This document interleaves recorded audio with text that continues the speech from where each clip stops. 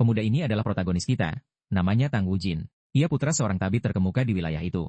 Tugas hariannya adalah membantu ayahnya di klinik pengobatan. Suatu hari, saat mencari herbal, ia tak sengaja menabrak seorang preman. Alhasil, ia dihajar habis-habisan, lalu curhat ke sahabatnya yang malah mengejek, membuatnya geram tak terkendali. Sahabatnya kemudian mengeluarkan jamur aneh. Katanya, ini jamur dewa, kalau dimakan bisa bermimpi jadi penggemar berat Hugo Review. Maka, Wujin pun percaya dan melahap habis jamur itu dalam sekali teguk. Benar kata sahabatnya, jamur itu seperti mengandung obat.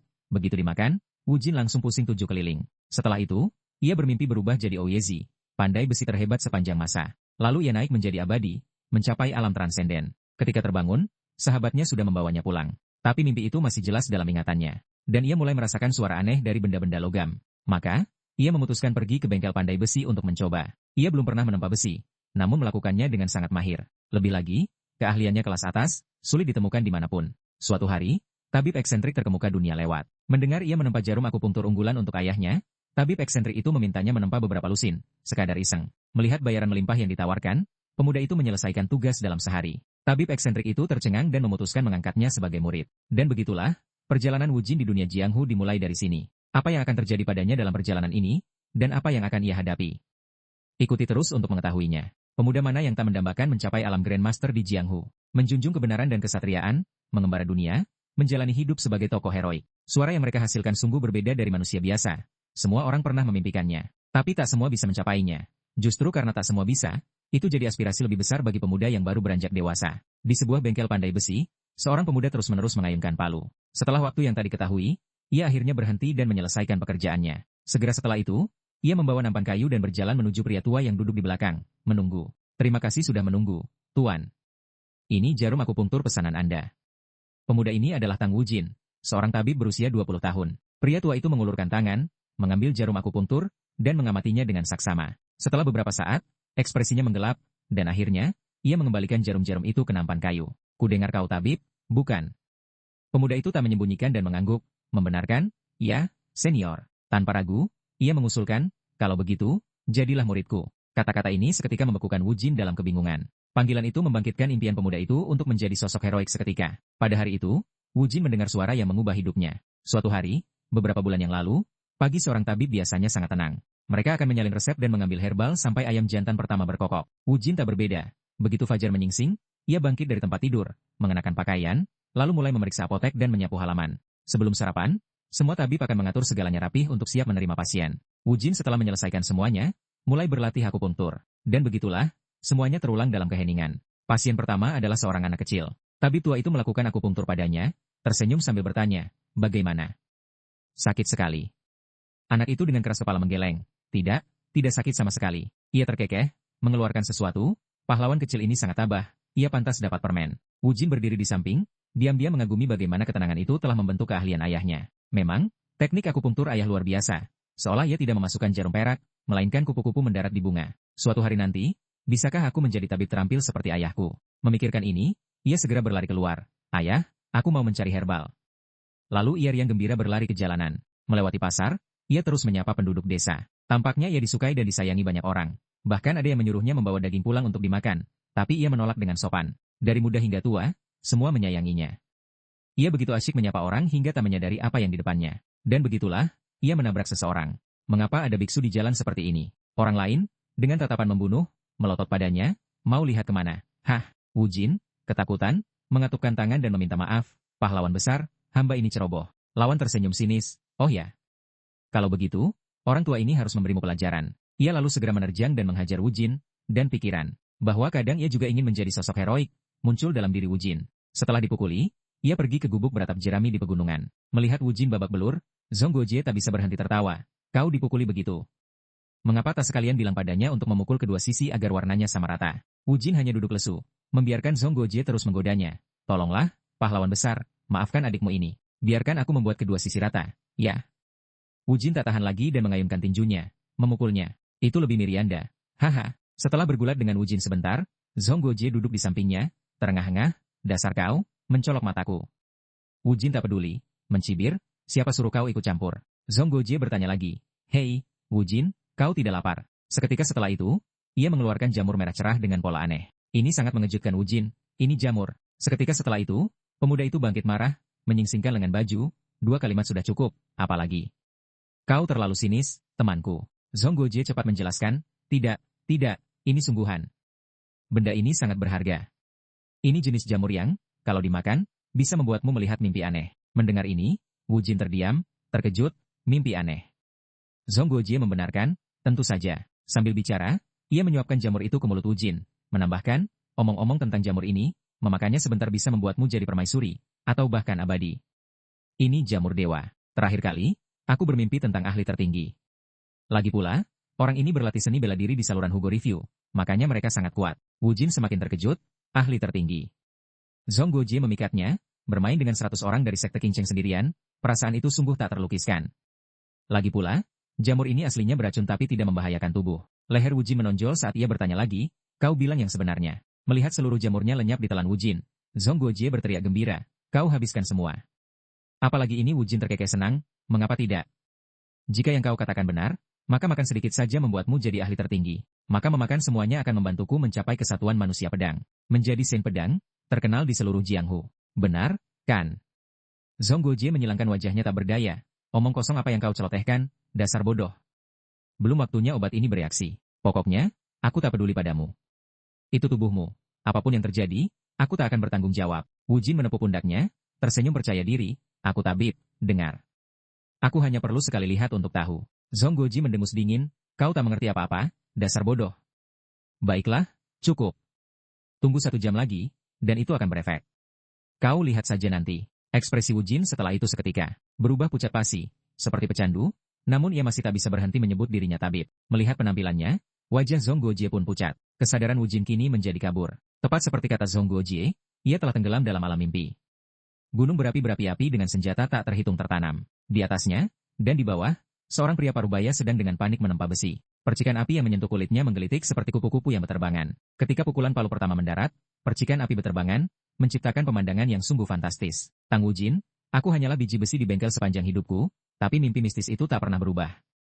Saat itu, ia tiba-tiba menyadari sesuatu. Tang Wu Jin. Tidak, itu tidak benar. Namaku pasti Ouyezi. Aku adalah satu-satunya makhluk ilahi di dunia dalam seni metalurgi. Apakah aku baru saja bermimpi sambil berdiri menempa besi di sini? Dan aku bermimpi jadi tabib. Aku pasti sangat kelelahan. Baiklah, mari sadar. Aku harus benar-benar menciptakan kelima pedang berharga yang diminta pangeran itu. Ini pasti akan jadi mahakaryaku seumur hidup. Aku akan mencurahkan seluruh hatiku. Aku bersumpah atas nama Ouyezi. Setia Edang panjang kemudian muncul. Zhan Lu, Zhu Kuei, Sheng E, Yu Chang, dan Chun Jun. 5 pedang terkenal, ditempa dengan langit dan bumi selama 2 dekade. Selamat, Anda baru saja mewujudkan mimpi fana Anda. Dan itu selaras dengan kehendak surga. Tuangkan anggur bunga persik untuk menyambut abadi yang baru. Selamat tulus untuk Ouyezi karena mencapai alam Dao Origin. Saat perjamuan berlangsung meriah, pada saat ini, sekuntum bunga jatuh dan mengenai wajah pelayan pembawa anggur. Gelas anggur. Dan begitulah, takdir kembali mempermainkan Wu Jin. Bersamaan dengan itu, Wu Jin terbangun ke realitas pahit dengan dengusan dingin menusuk telinga. Kukira kau tabib terkemuka di ibu kota, tapi ternyata kau hanya seorang penipu. Seorang pria muncul dari dalam, menggerutu tak puas. Aku percaya pada rekomendasi Komandan Song, makanya aku datang kemari. Tapi siapa sangka bertemu dengan dukun gadungan ini. Apa dia menusuk jarum atau justru melubangi tubuh pasien? Aku harus memaksanya untuk pensiun, secepatnya. Wu Jin duduk terhuyung, memegangi kepalanya yang pening, kelelahan yang luar biasa melanda. Zhong Guojie, dengan raut kesal, mengamati punggung pria itu yang menjauh dan bergumam, dasar prajurit, temperamennya sungguh tak menyenangkan. Wu Jin bertanya dengan kebingungan, apa yang terjadi? Jelas sekali, barusan aku masih di sana. Belum sempat ia menyelesaikan kalimatnya, Zhong Guojie sudah menyela dengan teriakan keras. Matahari sudah terbenam dari tadi, dasar bodoh. Kau sudah berhalusinasi gara-gara jamur, mengoceh tak jelas, dan bersikeras kembali ke klinik, menyeretku kemari. Untungnya kita tiba dengan selamat, kalau tidak, kita mungkin sudah tewas di jalan. Pemuda itu hanya bisa duduk terpaku, terkejut mendengar kenyataan pahit ini. Tenggelam dalam lautan pikiran yang kacau. Zhong Guojie kemudian berbalik pergi, dengan nada berbisik penuh peringatan. Tapi ingat, jangan sekali-kali bilang pada tabib istana bahwa aku yang memberimu jamur ini. Dengan gerutuan kecil, ia kembali melangkah masuk. Wu Jin memutar kepalanya, menatap ke dalam mensyahan ayahnya. Tapi tunggu, perutku terasa sangat sakit. Mungkinkah semua itu hanya sebuah mimpi belaka? Ia pun buru-buru masuk, ayah, aku kembali. Maaf aku terlambat, aku pergi mengumpulkan herbal, jadi sedikit. Kalimatnya terhenti di tengah jalan. Ayah, tabib tua itu, yang sedang memeriksa jarum akupunktur dengan teliti, ikut terdiam dan menoleh menatapnya. Wu Jin, kau sudah kembali. Wu Jin bertanya dengan gugup, tapi tamu yang baru saja pergi itu adalah Melihat jarum akupuntur di tangan ayahnya, ia seketika teringat kembali pada mimpi aneh itu. Tanpa sadar, wajah pemuda itu memucat pasi saat ia memegangi kepalanya. Apa-apaan ini rasa sakit yang tiba-tiba dan dahsyat seperti gelombang pasang, bercampur dengan ketidaknyamanan aneh yang mengganggu. Mengapa ini terjadi padaku? Melihat kondisinya, tabib tua itu bertanya dengan bingung. Wu Jin, ada apa? Sakit kepala. Oh, itu tadi Komandan Song, tabib yang direkomendasikan. Ia mengeluh jarumnya terlalu sakit. Jarum yang baru memang lebih besar dari yang lama. Wu Jin bertanya bingung, bagaimana bisa? Pagi ini, aku sudah, tabib tua itu berbalik, mencari sesuatu. Coba kulihat, di mana jarum yang lama. Ia segera mengambil 2 jarum. Ini, coba lihat. Yang lama sudah bengkok, jadi aku menggantinya dengan yang baru setengah bulan lalu. Wu Jin terperanjat saat melihat jarum itu. Tapi jarum ini, mengeluarkan suara aneh. Pagi ini, jelas-jelas normal, kan? Melihatnya berdiri di sana, gemetar dan memegangi kepalanya yang pening. Tabib tua itu bertanya dengan cemas, Wu Jin, ada apa? Ini tidak baik, aku harus cepat menyiapkan obat. Tepat saat itu, Wu Jin mengulurkan tangan dan menggenggam erat tangan ayahnya. Ia merebut sebuah jarum akupuntur, gemetar, dan bertanya, Ayah, apakah ini yang disebut jarum? Suara yang membangkitkan para pahlawan dan ksatria legendaris terus bergema di benak Wu Jin. Sesaat kemudian, Wu Jin berjalan keluar ke jalanan, membawa 2 jarum akupuntur di tangannya. Ia berjalan, tenggelam dalam pikiran, melihat benda-benda biasa seperti ini sungguh mengganggu. Kemarin, aku bahkan tak bisa membedakan mana yang bagus atau buruk. Namun kemampuan ini tiba-tiba muncul begitu saja. Suara-suara benda dari seluruh penjuru jalan terus membanjiri telinganya, membuatnya sangat tidak nyaman. Hanya karena benda-benda tak berguna ini, iritasi di dalam diriku terus berlanjut tanpa henti. Namun, sungguh, rasanya begitu menyegarkan melihat benda ini. Ini adalah kebanggaan dari seluruh Sichuan. Set jarum ini, karya Xia Chang. Hehe, mengapa aku bisa memahami ini? Lagi pula, set jarum baru itu juga jelas merupakan produk dari Xia Chang. Mengapa ada perbedaan yang begitu mencolok? Berharap tak ada lagi hal aneh yang terjadi, ia terus melangkah. Sesaat kemudian, ia tiba di sebuah bengkel pandai besi. Begitu masuk, matanya langsung disuguhi pemandangan senjata tak terhitung yang tergantung di mana-mana. Mata pemuda itu terbelalak lebar karena sangat terkejut. Ini dia. Seketika, semua kegelapan dalam diriku lenyap karena kemegahan yang luar biasa ini. Bagaimana teknik Xia Chang bisa bertransformasi sedemikian rupa? Tapi tunggu sebentar. Mungkinkah karena aku bermimpi tentang Ouyezi, aku sekarang memahami keterampilan seorang Grandmaster? Terlebih lagi, seolah-olah teknik penempaan logam Xia Chang kini terbentang jelas di depan mataku. Apakah aku benar-benar mendapatkan wawasan sedalam ini hanya karena mimpi itu? Tidak peduli seberapa jelas kelihatannya, pada akhirnya ini hanyalah ilusi semata. Belajar pandai besi melalui mimpi. Kedengarannya sungguh tidak masuk akal. Tapi, semua ini harus diverifikasi untuk bisa dikonfirmasi kebenarannya. Aku harus mencari tahu apa yang sebenarnya terjadi pada Xia Chang dan diriku. Ia belum lama berada di bengkel pandai besi itu ketika sebuah teriakan terkejut terdengar dari dalam. Apa jarum-jarum ini tidak sesuai seleramu meskipun aku tidak bisa dibandingkan dengan ayahku? Aku sudah mendatangi bengkel ini selama 20 tahun. Beraninya kau memanggilku amatir? Orang yang berteriak itu adalah Si Zisheng, putra Xia Chang. Wu Jin buru-buru melambaikan tangannya, menjelaskan, aku sama sekali tidak bermaksud mengatakan bahwa kakak Si adalah pandai besi yang tidak kompeten. Diam-diam ia menghela napas, meratapi, apakah Master Xia Chang sudah pensiun? Sungguh disayangkan. Pantas saja tidak banyak senjata indah yang tersisa di sini. Kalau begitu, set jarum akupuntur baru untuk ayahku pasti juga dibuat oleh kakak Si, kan? Ia masih tenggelam dalam lamunan, ketika desahan Si Zisheng menyadarkannya. Tidak peduli apapun yang terjadi, aku masih jauh tertinggal dari jejak langkah ayahku. Sekarang, bahkan seorang putra tabib berani meremehkanku. Kalau begitu, saudaraku yang budiman, gunakan mata cerdasmu itu dan coba temukan salah satu karya ayahku. Ayo, coba temukan satu saja. Tunjukkan padaku apa yang sebenarnya kurang dariku selama ini. Ia mengucapkan ini secara lahiriah, tapi dalam hati ia mendengus dingin. Kau pikir kau bisa membedakannya? Jangan bermimpi. Sesaat kemudian, Wu Jin kembali dengan beberapa pedang panjang di tangannya. Zisheng terperanjat kaget saat melihat pedang-pedang itu. Bagaimana bisa dia benar-benar mengenali barang-barang ayahku secara instan? Apakah perbedaannya memang sebesar itu? Memikirkan ini, ia berkata, karena pola sederhana mereka, sebagian besar orang yang lewat tidak akan tahu kalau ini adalah karya ayahku. Memang, saudaraku yang budiman memiliki mata yang sangat tajam luar biasa. Wu Jin diam-diam terkekeh. Dia pasti akan mengejekku karena gagal. Tapi patut dipuji dia mengakuinya begitu terus terang. Berkat itu, aku semakin yakin ini bukanlah mimpi biasa. Zisheng berbalik dan berjalan masuk, menghela napas. Awalnya, kukira kau hanyalah pelanggan yang merepotkan. Tapi dengan tingkat keahlian seperti ini, pantas saja kau tidak puas dengan jarum yang kubuat. Aku hanya mengatakannya untuk bersenang-senang. Siapa sangka kau akan memilih semua karya ayahku. Mata cerdasmu bahkan lebih tajam dari mataku.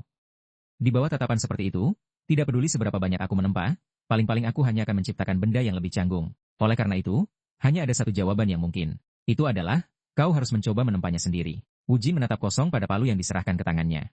Aku, Zisheng menasihati, jika itu terlalu berat, Aku akan dengan senang hati mengerahkan hati dan jiwaku untuk menciptakan satu set jarum lain untukmu. Lagi pula, jika aku dipandu olehmu, saudaraku, hasilnya pasti akan sedikit lebih baik.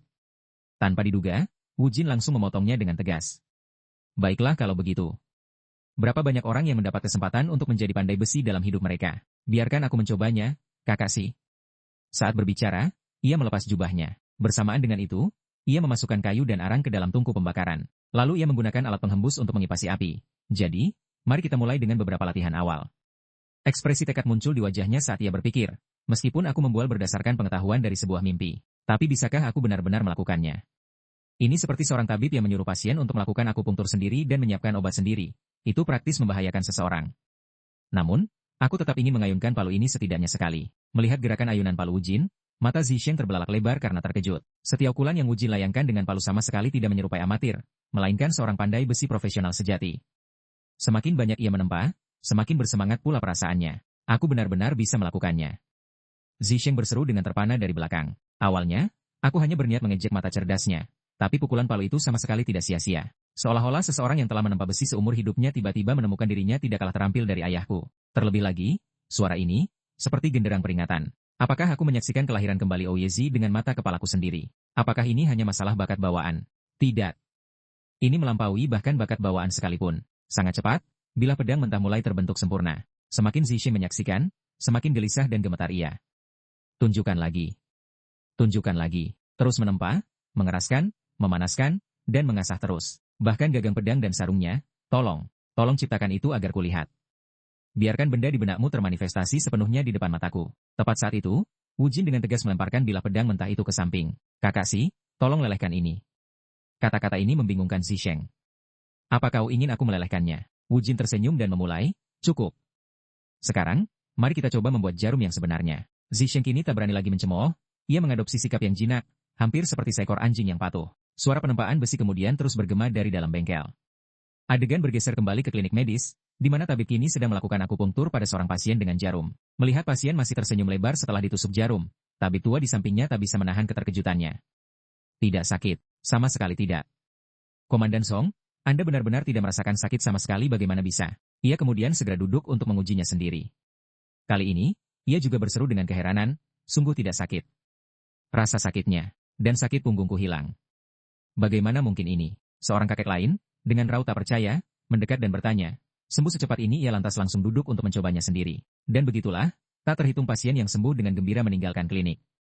Reputasi pun menyebar luas, dan antrean di klinik medis itu membentang tak berujung di luar. Adegan bergeser keluar kota, di mana dua pemuda sedang melakukan perjalanan. Mereka berjalan kaki, lalu naik perahu, menyusuri sungai, dan kemudian mendaki gunung. Setelah waktu yang tak diketahui, mereka tiba di sebuah kedai teh di tepi jalan. Satu pemuda mengeluh, kau mengeluh sakit punggung. Mengapa kau tidak mengunjungi klinik medis sekte Tang sebelum meninggalkan Chengdu? Pemuda lainnya menghela napas, mana mungkin tidak. Antreannya terlalu panjang. Saking panjangnya, atap klinik pun tak terlihat dari ujung. Percakapan kedua pemuda itu, kebetulan, sampai ke telinga seorang kakek yang duduk tak jauh dari sana. Ia pun kemudian bangkit dan pergi. Adegan kembali ke klinik medis sekte Tang, di mana antrean panjang orang-orang masih saja tak berujung. Sebuah suara dari dalam bergema, klinik medis sudah dibuka. Harap jaga ketertiban dan hindari cedera. Saat kerumunan mengantre rapi, tiba-tiba terdengar suara marah membahana. Apa kau tahu sudah berapa lama kakek ini menunggu? Beraninya kau menyerobot antrean? Mengapa kau tidak menjawab saat ditanya apa orang kasar sepertimu tidak takut hukuman? Tiba-tiba, suara omelan itu terdiam, diiringi raut wajah ketakutan dari kerumunan. Wu Jin berlari keluar dari dalam, kebingungan, mengapa di sana sangat berisik. Alasan dibalik keheningan ini adalah karena orang yang tadi berteriak, kini lehernya sudah ditodong pedang oleh pihak lain. Orang yang memegang pedang itu memiliki ekspresi sedingin es dan tersenyum sinis, sungguh menyeramkan. Melihat ini, Wu Jin tak bisa menahan diri untuk diam-diam meratap. Apakah ini perselisihan antar praktisi bela diri? Orang itu mengayunkan pedang sekali, lalu menyarungkannya. Jika kau ingin tahu sekali, maka kakek tua ini akan menunjukkan padamu. Seketika setelah itu, darah segar menyembur. Wu Jin melihat ini dan dengan panik bergegas mendekat. Tanpa ragu, ia menggunakan kain untuk menekan kuat luka itu, membantu menghentikan pendarahan orang tersebut. Namun seketika setelah itu, ia terkejut dan matanya terbelalak. Karena di dada orang itu, terukir dua karakter. Tabib eksentrik. Wu Jin menatap kain berlumuran darah di tangannya yang gemetar dan diam-diam berpikir, ia memotong dengan presisi, hanya menembus kulit untuk mengukir karakter itu, sama sekali tidak merusak daging dan tulang. Ini adalah seorang Grandmaster, dan lagi pula, aku sepertinya pernah mendengar gelar tabib eksentrik di suatu tempat sebelumnya. Saat ia tenggelam dalam pikiran, orang lain itu tiba-tiba berbicara, jelas-jelas seorang pria, namun kau menangis kesakitan. Hanya goresan kulit sedikit saja sudah pingsan. Apa yang bisa kau capai? Cukup oleskan obat dengan benar, dan akan sembuh dalam beberapa hari. Tentu saja, asalkan tempat ini benar-benar klinik medis yang layak. Wu Jin kemudian tiba-tiba teringat, aku ingat sekarang. Dia adalah tabib pembunuh. Dia adalah tabib eksentrik Li Chong. Menatap ayahku selalu membawa kedamaian di hatiku. Meskipun ia tidak menyandang gelar tabib terhebat di bawah langit, ia tetap seperti pohon tua yang kokoh di sudut desa. Tidak mencolok atau mewah, hanya klinik medis yang sederhana dan jujur. Itulah kebajikan seorang tabib yang aku pelajari dari ayahku. Namun, orang itu justru kebalikannya. Tabib eksentrik adalah seorang grandmaster yang menjelajah dunia persilatan. Salah satu dari 8 tabib agung di bawah langit, seorang eksentrik yang menggunakan ilmu medis dan pedang di tangan untuk menentukan nasib. Dengan seenaknya menghakimi hidup dan mati, tanpa membedakan baik atau jahat. Terlebih lagi, dia adalah seorang pembunuh berantai. Ia telah membunuh puluhan tabib tak bersalah di seluruh dataran tengah. Ini adalah situasi berbahaya. Melihatnya hendak masuk, Wu Jin tak bisa lagi menahan diri dan berteriak. Itu ruang konsultasi ayahku. Sambil berteriak, ia bergegas maju, ingin menghentikan pihak lain. Tepat saat itu, sebuah tangan menahannya dari bahu. Wu Jin, hentikan. Kau tidak bisa melawannya. Yang menghentikannya adalah Chen Song, seorang master seni bela diri dari sekte King Cheng. Wu Jin dengan panik bertanya, Master, mengapa Anda berkata kita tidak bisa melawan? Bagaimana jika kepala cabang? Pasti dia bisa menghentikannya. Chen Song menggelengkan kepalanya dan menghela napas, bahkan masterku pun tidak bisa menghentikan tabib eksentrik. Wu Jin semakin ketakutan, tapi dia adalah tabib eksentrik yang kejam. Chen Song menjelaskan, bahkan masterku, kepala cabang sekte King Cheng, nyawanya pernah diselamatkan oleh tabib eksentrik di masa lalu. Wu Jin semakin terkejut mendengar kabar ini, diselamatkan nyawanya oleh tabib eksentrik. Mendengar ini, ia benar-benar kehilangan harapan dan berlutut di sana. Hatinya dipenuhi kekhawatiran ekstrim untuk ayahnya. Chen Song menepuk bahunya untuk menenangkannya. Jika hanya karena reputasi buruk itu, jangan terlalu khawatir. Tabib eksentrik yang aku temui, meskipun temperamennya eksentrik, sama sekali bukan orang yang kejam. Sesaat kemudian, tabib eksentrik membuka pintu dan berjalan keluar. Ia berjalan dengan langkah yang anggun dan berwibawa. Wu Jin memperhatikan pedang dan pakaiannya. Ia tak bisa menahan diri untuk diam-diam menghela napas lega. Lengan bajunya masih bersih tanpa noda. Itu benar-benar keberuntungan. Namun tepat saat itu, tabib eksentrik mencengkeram bahunya. Hei, nak, aku dengar keluargamu memiliki tabib yang terampil, dan ada juga pandai besi berbakat di daerah ini, kan? Apa kau tahu namanya? Wu Jin menjawab dengan gemetar. Ya, Tuan, tentu saja aku tahu. Tabib eksentrik merangkul bahunya dan tertawa keras. Benarkah begitu? Kalau begitu, pimpin jalan. Merasa gagang pedang menusuk bagian belakangnya, Wu Jin sangat ketakutan. Melihatnya masih linglung, tabib eksentrik tersenyum cerah, namun seolah ingin menelannya hidup-hidup. Bertanya, mengapa kau belum pergi? Aku orang sibuk. Nak, pemuda itu, ketakutan, tidak berani menunda lagi dan segera memimpin jalan. Tujuan mereka adalah bengkel pandai besi. Setelah masuk dan bertanya, tabib eksentrik tertegun, maksudmu bukan ayahmu, melainkan ini yang menciptakan semua ini. Wu Jin tersenyum ramah dan membenarkan, benar sekali, Tuan. Tabib eksentrik tertawa terbahak-bahak. Memang, hal-hal teraneh di dunia semuanya berkumpul di Sichuan. Kini, putra seorang tabib malah benar-benar menekuni metalurgi. Melihat ini, Wu Jin dan Xi Sheng diam-diam membicarakannya. Dia begitu bahagia hingga tertawa sampai air mata membasahi wajahnya. Siapa peduli siapa yang membuatnya? Sudah begitu lama aku tidak tertawa selega ini. Namamu Tang Wu Jin, kan? Tempat 30 jarum aku puntur untukku. Aku akan membayar hasil kerjamu dengan barang ini. Mereka berdua melihat batangan emas di tangannya, sama-sama tertegun dalam keheningan. Wu Jin mengambil batangan emas itu tanpa ragu, membungkuk dan terus-menerus berterima kasih. Terima kasih, Tuan yang terhormat. Silakan tinggal untuk makan. Aku akan menyelesaikannya sebelum matahari terbenam. Kata-katanya mengejutkan tabib eksentrik. Sebelum matahari terbenam maksudmu hari ini bukan dalam beberapa bulan. Tapi hari ini mendengar Wu Jin membenarkan, ia masih tidak percaya. Bahkan master pandai besi pun membutuhkan waktu beberapa bulan untuk pekerjaan seperti itu. Wu Jin menatap batangan emas di tangannya, tersenyum gembira, dan menjawab, aku akan menyelesaikannya hari ini. Tabib eksentrik masih tidak percaya. Wajahnya cemberut saat diam-diam berpikir, benda itu bukan barang biasa, juga bukan barang jadi. Namun dia berani berjanji akan menyelesaikannya hari ini. Anak ini pasti serakah akan emas dan berbohong. Namun yang mengejutkannya, Wu Jin angkat bicara, sekarang aku akan memulai pekerjaan ini. Jarum Anda akan melampaui milik ayahku dan akan lebih indah lagi. Mohon, sesepuh abadi, jangan khawatir. Aku pasti akan mencapainya. Xi Sheng, di sampingnya, juga menimpali, dia benar-benar bisa melakukannya. Mendengar jaminan mereka, tabib eksentrik sejenak tenggelam dalam pikiran. Sesaat kemudian, ia berbalik dan menjentikan lengan bajunya. Pedang di punggungnya secara kebetulan terlihat di depan mata Wu Jin. Begitu melihatnya, ia terkejut, wajahnya memucat. Aku hampir terlalu asyik mengagumi emas dan melupakan pedang itu. Tabib eksentrik dengan tegas duduk di kursi terdekat. Ia tersenyum ganas dan berkata, silakan, coba saja. Jika kau tidak bisa melakukannya, kau mati di tanganku. Wu Jin tidak berani menunda lagi dan segera mulai bekerja. Tungku pandai besi itu kemudian berkobar hebat dengan asap dan api. Keduanya, Wu Jin dan Xi Sheng, mulai dengan rajin mengipas tungku. Tabib eksentrik duduk mengamati dari samping. Ia merenung, seseorang harus menarik 100 benang baja, mengasah setiap benang, lalu memilih yang tidak bengkok untuk menyelesaikan langkah paling sulit. Jarum sekte Tang sama sekali tidak bisa ditempa secara kebetulan. Biar aku lihat dengan mata kepalaku sendiri. Tapi orang ini tabib, mengapa ototnya begitu kokoh kemudian?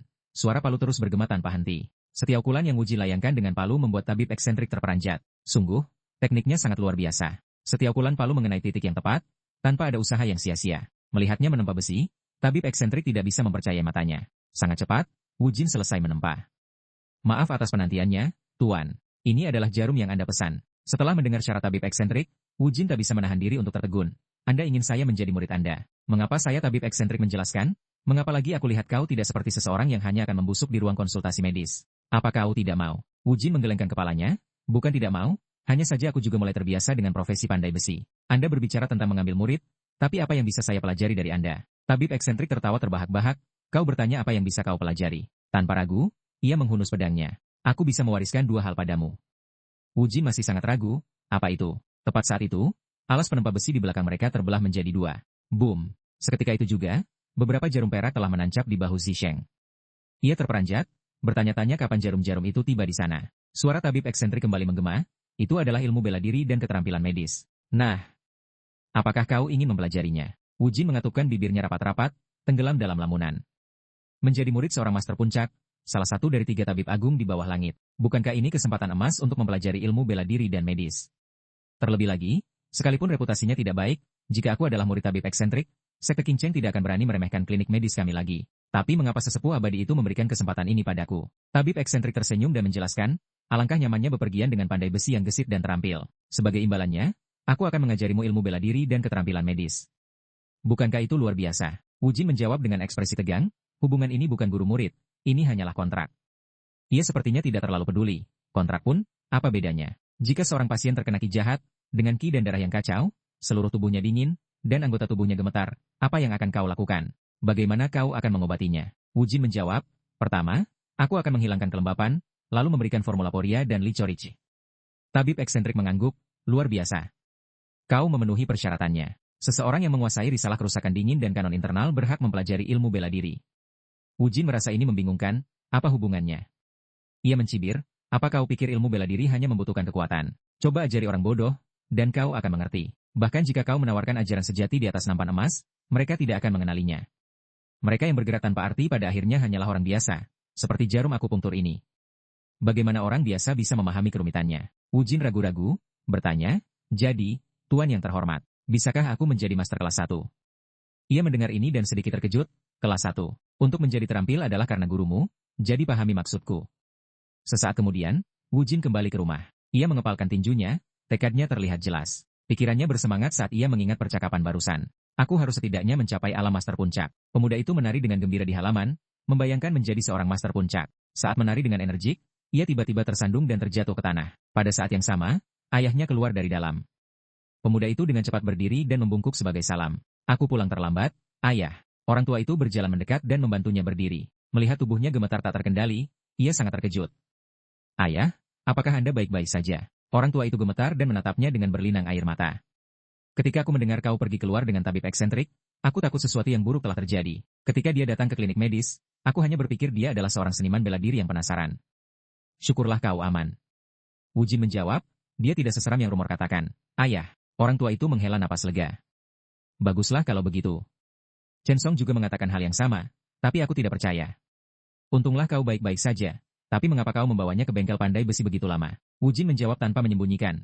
Begini, dia ingin mengangkatku sebagai muridnya dan memberiku waktu sampai besok untuk membuat keputusan. Tabib eksentrik jelas bukan nama kosong. Tiba-tiba ingin membentuk ikatan guru murid denganmu. Sungguh, melihat orang tua itu tiba-tiba membeku dan gemetar lagi sangat membingungkannya. Ayah, mengapa Anda tiba-tiba berhenti? Orang tua itu tidak menjawab dan bergegas masuk ke dalam rumah. Sebelum Wujin sempat bereaksi, ia sudah berlari keluar lagi. Setumpuk batangan perak diambil olehnya dan diletakkan di tangan pemuda itu. Ini sangat membingungkannya. Mengapa Anda memberi saya begitu banyak batangan perak? Orang tua itu dengan mendesak menyuruhnya pergi. Wujin ragu, tapi kemana? Ayah. Kami sedang kekurangan tenaga di rumah sekarang. Terlebih lagi, dia memiliki reputasi sebagai tabib eksentrik. Mungkin itu hanya keinginan sesaat. Orang tua itu mengangkat tangannya untuk menghentikannya. Kekurangan tenaga itu tidak penting. Kau harus pergi, dan hanya sekarang, Wujin. Dengarkan aku. Mata Wujin melebar, dan ia berdiri terpaku. Ayahnya masih berdiri di sana bagai pohon tua yang kokoh. Tapi melalui kata-katamu, aku tiba-tiba menyadari bahwa ayahku juga pernah menjadi pemuda yang gagah perkasa. Pada hari kedua setelah mempelajari ilmu bela diri, Wu Jin berhasil mengedarkan siklus langit kecilnya. Perasaan Qi memenuhi tubuhnya untuk pertama kalinya. 3 hari, lalu 4 hari. Meskipun energi internalnya lemah, jelas terlihat bahwa energi itu menumpuk sedikit demi sedikit setiap hari, menjadi lebih padat. Bagaimana harus kukatakan? Lebih kuat. Bukan, ini lebih seperti kemajuan. Sekaranglah saatnya aku bisa pergi. Hanya sekarang. Terima kasih, ayah. Tepat saat itu, sebuah buah pinus jatuh dari atas dan mengenai kepalanya. Bersamaan dengan itu, suara tabib eksentrik menggema. Ada apa? Kau sudah rindu rumah? Wu Jin menggelengkan kepalanya. Tidak, Tuan yang terhormat. Hari ini, aku merasa energi internalku tumbuh lebih banyak dari kemarin. Tabib eksentrik melompat turun dari pohon. Tersenyum, memang, ini adalah waktu yang menarik. Wu Jin melanjutkan, mungkin, seperti yang dikatakan Tuan yang terhormat, aku benar-benar memiliki bakat untuk itu. Tabib eksentrik tersenyum, bakat. Tidak buruk. Kecepatan akumulasi energi internalmu hanya rata-rata. Wu Jin dengan gembira memukul udara. Tapi orang lain membutuhkan 10 hari untuk menyelesaikan siklus langit kecil. Dan aku hanya membutuhkan 2 hari, bukan? Impianku adalah keabadian. Dan surga bahkan telah menganugerahkan bakat bela diri padaku. Tepat saat itu, tabib eksentrik melemparkan pedang kepadanya. Dia sendiri memegang dahan. Jika kau begitu yakin dengan bakatmu, coba ayunkan pedangmu. Aku akan memberimu beberapa petunjuk. Jika kau bisa menyentuh bahkan ujung jubahku, aku akan menggendongmu sampai kita meninggalkan Sichuan. Kata-katanya benar-benar serius. Wu Jin menghunus pedangnya, gemetar dan terbata-bata. Ini pedang sungguhan. Ini sangat tajam. Master bisa meninggal. Dalam benaknya, ia tanpa sadar membayangkan dirinya membelah tubuh masternya menjadi 2. Seketika setelah itu, matanya menjadi tajam. Seketika setelah itu, ia menghunus pedangnya dan menyerang. Jika aku melancarkan serangan kejutan saat lawan lengah, aku akan berhasil. Tabib eksentrik berdiri dengan tenang, mengorek telinganya, seolah tidak peduli. Serangan pertama berarti kemenangan. Begitukah? Baru 10 hari, dan kau sudah memiliki bakat serta momentum. Ia tidak mengelak melainkan berdiri di sana, mengangkat tongkatnya untuk menangkis bilah pedang. Melihat pedang panjangnya tertahan oleh tongkat itu, Wu Jin tak bisa menahan diri untuk terkejut. Ini bukan sepotong besi. Namun hanya meninggalkan goresan. Melihatnya menggertakkan giginya dan mengerahkan kekuatan, tabib eksentrik angkat bicara. Ayo, gigit gigimu. Wu Jin merasa ini sangat membingungkan, gigit gigiku. Apa maksudmu? Tabib eksentrik tidak menjawab, hanya memberikan senyum sinis. Wu Jin dengan cepat menyadari sesuatu, wajahnya memucat. Apakah ini riak? Bukan, arus. Bukan, ini jauh lebih besar. Seketika setelah itu, ia terlempar ke belakang. Setelah beberapa saat, ia sadar kembali, terus-menerus muntah. Tabib eksentrik berjalan mendekat untuk bertanya, bagaimana perasaanmu setelah menerima energi internal untuk pertama kalinya? Apa kau baik-baik saja? Wu Jin berteriak, ini sama sekali tidak logis. Bukankah benar siapapun yang memiliki energi internal lebih banyak adalah yang terkuat? Tabib eksentrik tersenyum gembira. Kau bisa berpikir begitu. Aku sendiri tidak memiliki banyak energi internal, jadi aku biasanya menghindari pertarungan yang hanya mengandalkan kultivasi. Tapi ilmu bela diri tidak sesederhana itu. Dan mengapa kau begitu gegabah? Kau seorang tabib, bukan? Apakah ada orang yang ingin kau pukul? Wu Jin menjawab, Anda bilang akan membantu saya menjadi master puncak. Jika hanya memiliki banyak energi internal sudah cukup, maka meskipun saya mulai berkultivasi sekarang, saya tidak bisa menjadi master puncak. Begitu ia selesai berbicara, tabib eksentrik menepuk kepalanya. Bahkan dengan sedikit energi internal dan tanpa teknik mewah, ada banyak cara untuk menjadi seorang master. Tadi, ketika kau menerima energi internal, kau mencoba menyalurkan kekuatan internalmu ke dalam pedangmu untuk melawan, lalu menariknya kembali, bukan? Itu juga jalur yang bagus. Baiklah, serang lagi. Kali ini, aku tidak akan menggunakan energi internal. Wu Jin, meskipun tegang, tetap mengangkat pedangnya. Ia mengatupkan bibirnya rapat lagi, tekadnya terlihat jelas. Seketika setelah itu, ia melompat dan mengayunkan pedangnya. Aku datang lagi. Bila pedang itu menyerang tongkat itu lagi. Tapi sebelum ia bisa bersukacita, orang tua itu sudah meluncur melewatinya, secara bersamaan meninggalkan beberapa gerakan di tubuhnya. Wu Jin jatuh ke tanah lagi, tak sadarkan diri. Tabib eksentrik menghela napas, aku bahkan tidak menggunakan energi internal, dan kau sudah mati 3 kali, bukan? Kecepatan akumulasi energi internalmu sama sekali tidak cepat. Kau juga bukan seseorang yang bisa melepaskan energi internal dalam jumlah besar sekaligus. Tapi kau jelas memiliki keuntunganmu sendiri. Persepsi Qi yang baik, aplikasi kekuatan internal yang cepat dan presisi. Seseorang dengan ilmu pedang kelas 3, tapi hanya menyalurkan kekuatan internal ke pedang sudah merupakan reaksi seorang seniman bela diri kelas 2. Teruslah menjelajah seperti ini, dan kau akan menemukan jalanmu. Mencapai level ini dalam 10 hari adalah hal yang luar biasa. Semangat Wu Jin terangkat setelah mendengar ini. Apakah itu berarti aku sudah menjadi seniman bela diri kelas 2? Ia dengan lelah menepuknya beberapa kali. Aku sungguh tidak seharusnya memujimu. Tepat saat itu, keduanya mendengar gerakan di belakang mereka. Apakah itu binatang buas? Bukan, ia memiliki dua kaki. Ini orang. Keduanya dengan tenang berjongkok, diam-diam mengamati pihak lain. 3 simpul pada kantongnya. Apa yang dicari oleh ketua cabang di gunung ini? Wu Jin diam-diam terkesiap kaget setelah mendengar ini. Ketua cabang. Bukankah itu Master Puncak? Orang ini adalah ketua cabang desa Zuzai, bernama Hong Zusan. Ia berjalan menuju. Kedua orang itu menyatukan tangan dan berkata, banyak kematian tak lazim terjadi di desa, jadi aku pergi mencari tabib di desa lain. Tak kusangka kalian berdua bersedia ikut, sungguh keberuntungan. Saat keduanya mengikutinya, mereka bertanya dengan bingung, seberapapun tersesatnya kau, perjalanan ini hanya memakan waktu 2 jam, tapi kau tersesat selama setengah hari. Hong Zusan menjelaskan, karena aku belum pernah meninggalkan desa Zuzai seumur hidupku. Wu Jin menghela napas, syukurlah, kau belum tertular wabah. Zusan mengangguk, ya, syukurlah, baik guruku maupun aku belum terinfeksi. Sekitar sebulan yang lalu, penduduk desa mulai sakit. Awalnya, kupikir itu hanya batuk musim semi biasa, tapi jumlah orang sakit bertambah, lebih dari setengah desa terjangkit, dan 20 orang meninggal. Aku pernah berniat meninggalkan desa bersama yang lain untuk menghindari wabah, tapi aku tidak bisa meninggalkan desa, tempat aku menghabiskan seluruh hidupku bersama penduduk desa. Jadi, aku tetap tinggal bersama guruku untuk merawat pasien. Awalnya, ada tabib di desa yang merawat banyak penyakit, tapi obatnya habis. Guruku menyuruhku merawat semua orang sampai ia kembali dari mencari herbal di pegunungan. Ia bilang akan kembali dalam beberapa hari dan menyuruh semua orang bertahan, tapi batas waktu telah lewat, dan ia masih belum kembali. Herbal obat itu pasti sangat sulit ditemukan. Aku sangat berterima kasih, para tabib terhormat. Kalian tidak hanya menunjukkan jalan kembali, tapi juga menemaniku. Kami sudah sampai. Penjaga desa Zuzai, Xingjian, melihat mereka mendekat dan membuka pintu untuk mengundang masuk. Wu Jin dan yang lainnya segera masuk tanpa ragu. Di ranjang, terbaring seorang anak laki-laki muda yang penuh bisul, berkeringat deras. Wu Jin berjalan mendekat untuk memeriksa nadinya. Begitu ia menyentuh anak itu, tangannya langsung basah oleh keringat. Pemeriksaan nadi cepat mengungkapkan banyak keringat lengket, nadi yang lemah tapi cepat. Tangannya panas, tapi lengannya tidak. Ini jelas ki api yang naik ke kepala. Memikirkan hal ini, ia menoleh ke orang di sebelahnya dan bertanya, apakah anak itu muntah? Orang itu menjawab, ya. Ia bilang kepalanya sakit dan pusing. Tabib eksentrik berdiri dia mengamati dari samping sepanjang waktu. Wu Jin dengan cepat menyebutkan daftar gejala. Panas lembab, nadi stagnan, kegelisahan, dan muntah. Ini adalah penyakit wabah, tuan tua. Orang tua itu bertanya lagi, apa nama pasti penyakit ini dan obatnya? Ia buru-buru menjawab, ini mirip dengan panas musim panas dan racun api, tapi dengan beberapa perbedaan, tidak ada bau menyengat yang khas. Jika dibiarkan seperti ini, panas akan menumpuk di kepala, menyebabkan pasien menjadi gila atau buta. Oleh karena itu, akupunktur harus diterapkan pada titik Ren, AP, MU, Siang, Jingying, Shengling, dan Leigong.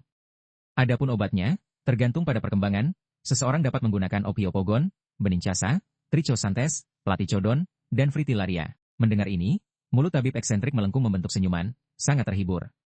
Kau melafalkan kanon internal dengan sangat akurat.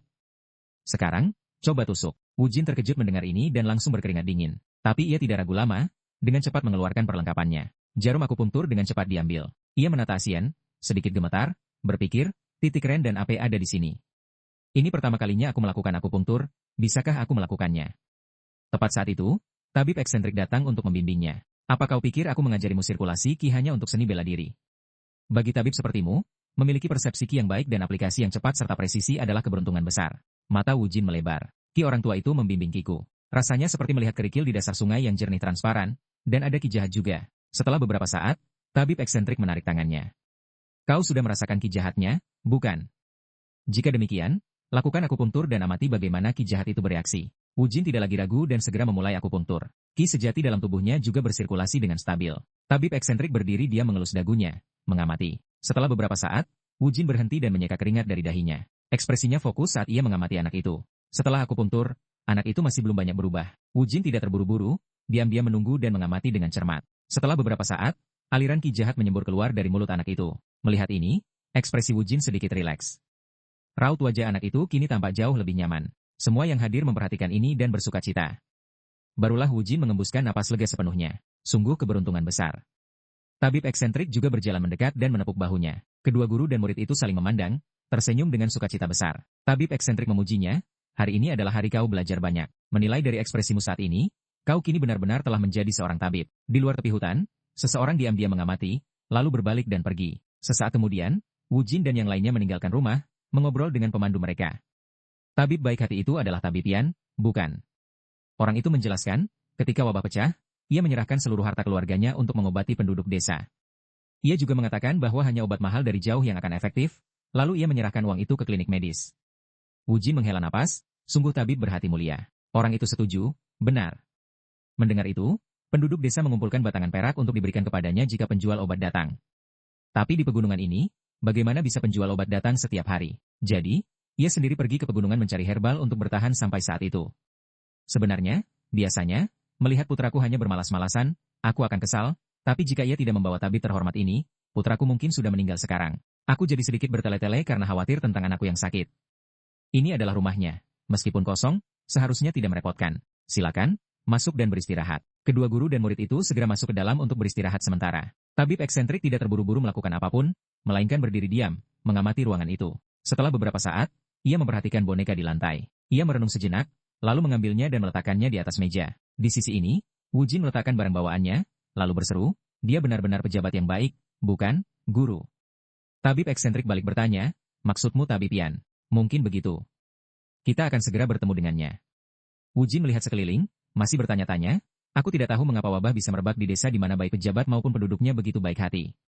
Lihatlah berapa banyak makanan dan hadiah yang mereka bawa untuk kita. Tabib eksentrik melanjutkan, HM, makan secukupnya saja. Ketika kita pergi, kita akan mengembalikannya kepada mereka. Kita tidak perlu serakah. Wu Jin tidak keberatan dan dengan senang hati menerima. Ya, orang tua. Tapi penyakit apa sebenarnya ini?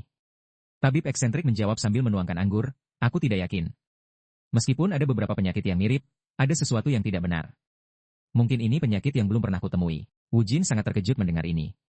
Apa salah satu dari 3 tabib agung di bawah langit juga menemui penyakit yang tidak ia ketahui?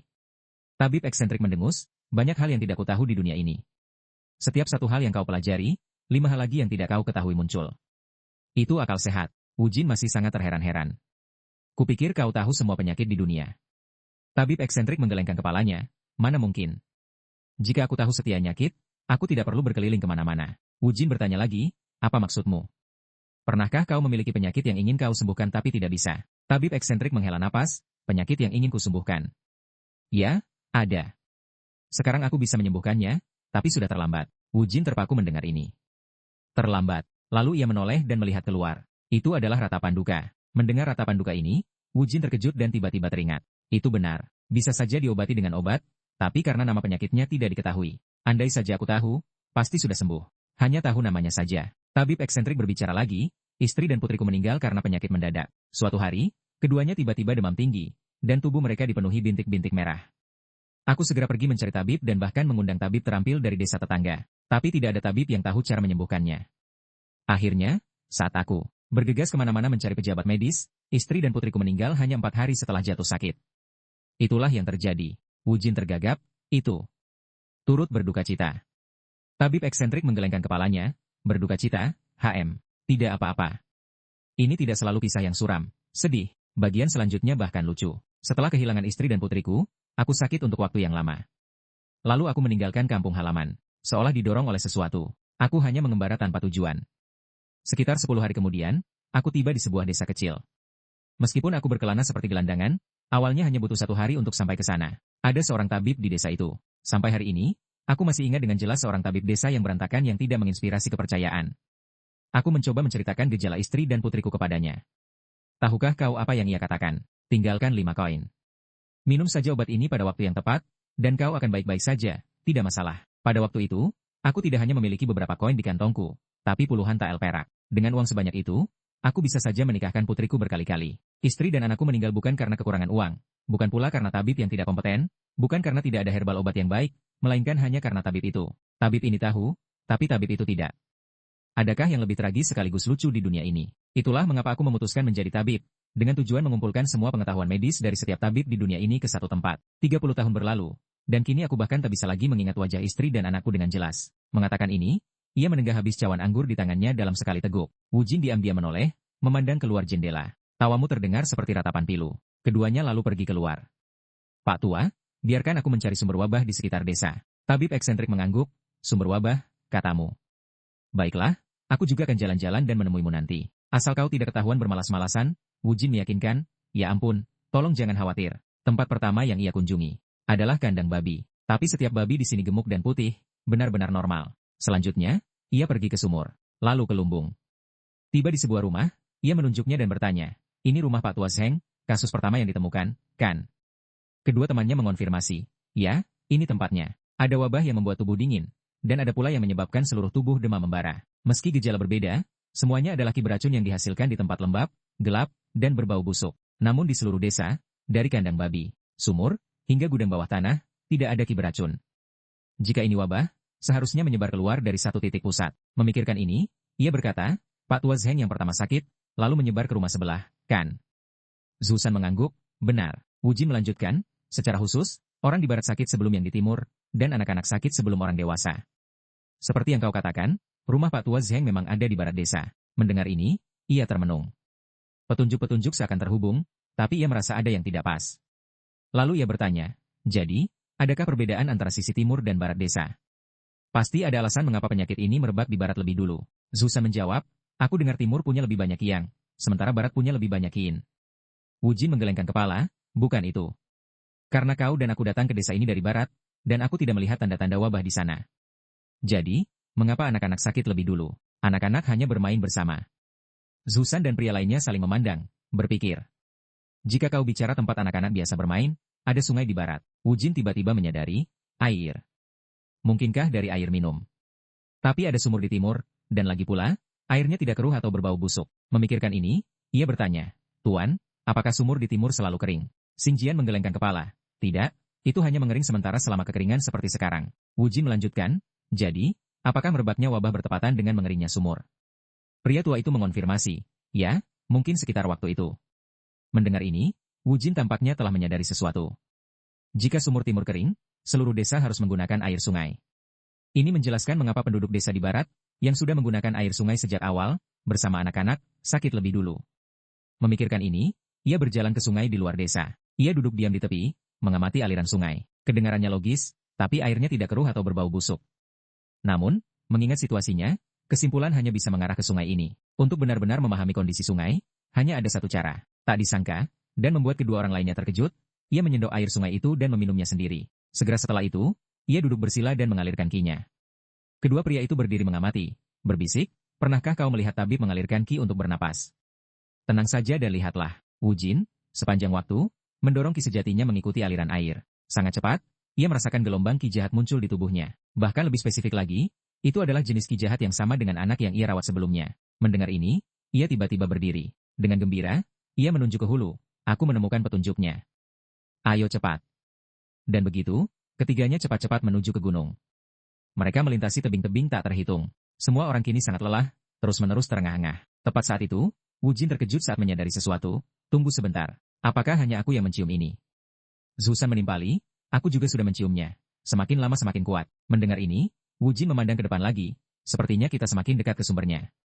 Mereka segera melanjutkan perjalanan sebentar. Tempat ini kini diselimuti gelombang ki kematian. Wu Jin mengangkat tangan menutupi hidungnya. Berpikir gugup, bahkan pohon-pohon pun mati. Jadi sumber penyakitnya pasti sangat dekat. Ketiganya tidak menyerah, tapi terus maju. Setelah berjalan sedikit lebih jauh, mata Wu Jin melebar karena ngeri. Di depan, ki kematian begitu pekat hingga meresap ke dalam bumi. Ia berseru ngeri, tanah ini benar-benar membusuk. Ya ampun, ada apa sebenarnya di sini? Pasti ada sesuatu di bawah tanah. Tempat penyimpanan herbal obat yang penuh kematian. Mungkin pembusukan tanaman atau matinya hewan. Namun, penyimpanan herbal obat selalu mengeluarkan aroma yang menyenangkan, tidak mengganggu. Dulu, aku menyukai aroma itu. Kematian menyimpan rahasia kehidupan. Aroma itu bisa menghidupkan kembali seseorang. Tapi di tempat ini, hanya ki kematian yang bertahan. Kematian hanya menabur lebih banyak kematian. Untuk siapa dan untuk alasan apa? Setelah beberapa penggalian, ia menemukan tumpukan bangkai hewan di bawahnya. Kedua orang lainnya melakukan hal yang sama. Wu Jin menginstruksi mereka, gali dan singkirkan dari sungai itu.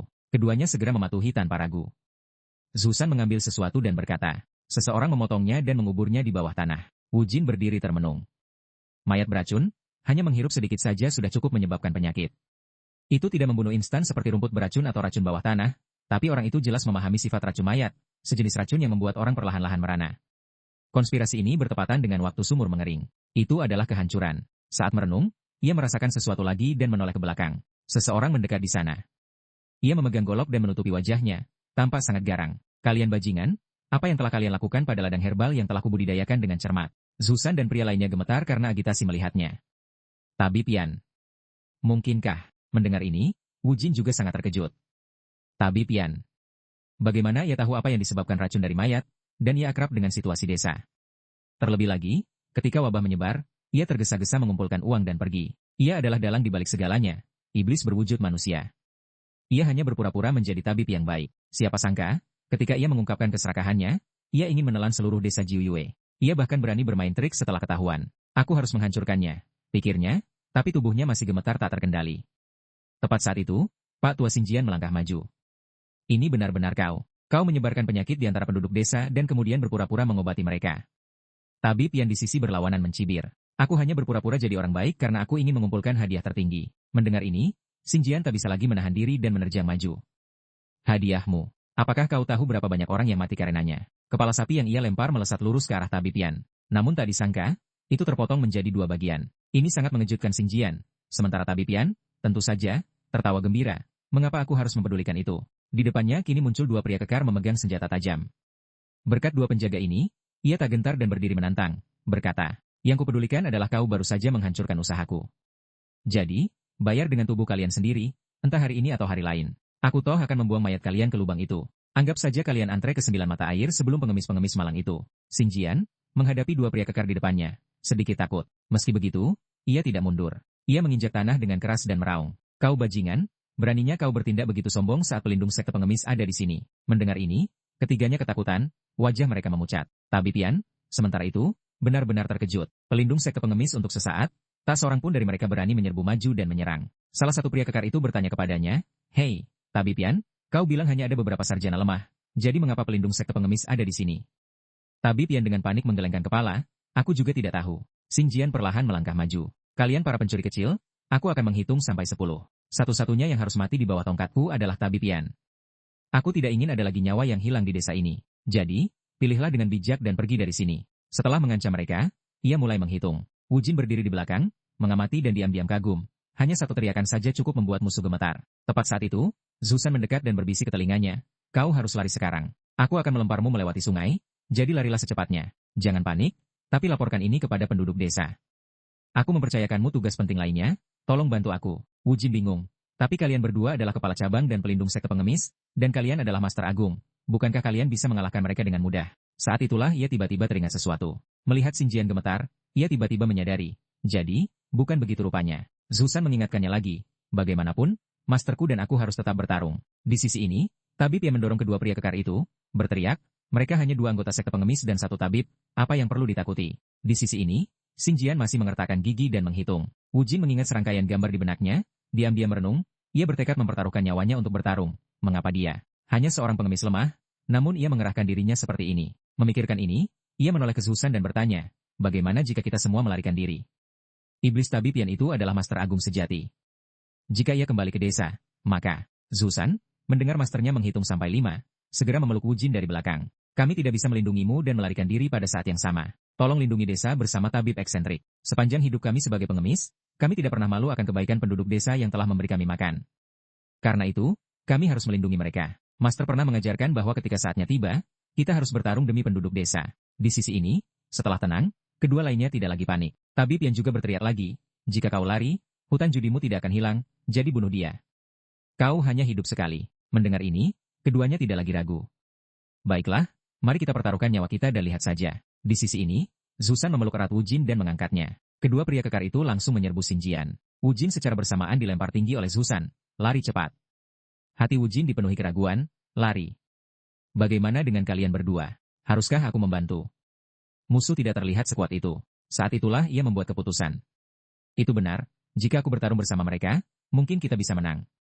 Ekspresinya serius, ia menatap medan perang. Tiba-tiba, tebasan pedang datang ke arah kepalanya. Ternyata salah satu dari dua pria kekar itu benar-benar mengincarnya. Untungnya, Zusan berlari tepat waktu untuk memblokirnya, menyelamatkan nyawanya. Wu Jin, setelah itu, berhasil mendarat di tepi seberang. Zusan menghela napas lega saat ia melihat ia telah lari ke tempat aman. Wu Jin berlari tanpa henti, tidak ada yang salah dengan aku melarikan diri. Aku hanya mengikuti amanah mereka. Aku harus menyebarkan berita untuk menyelamatkan desa Jiuyue.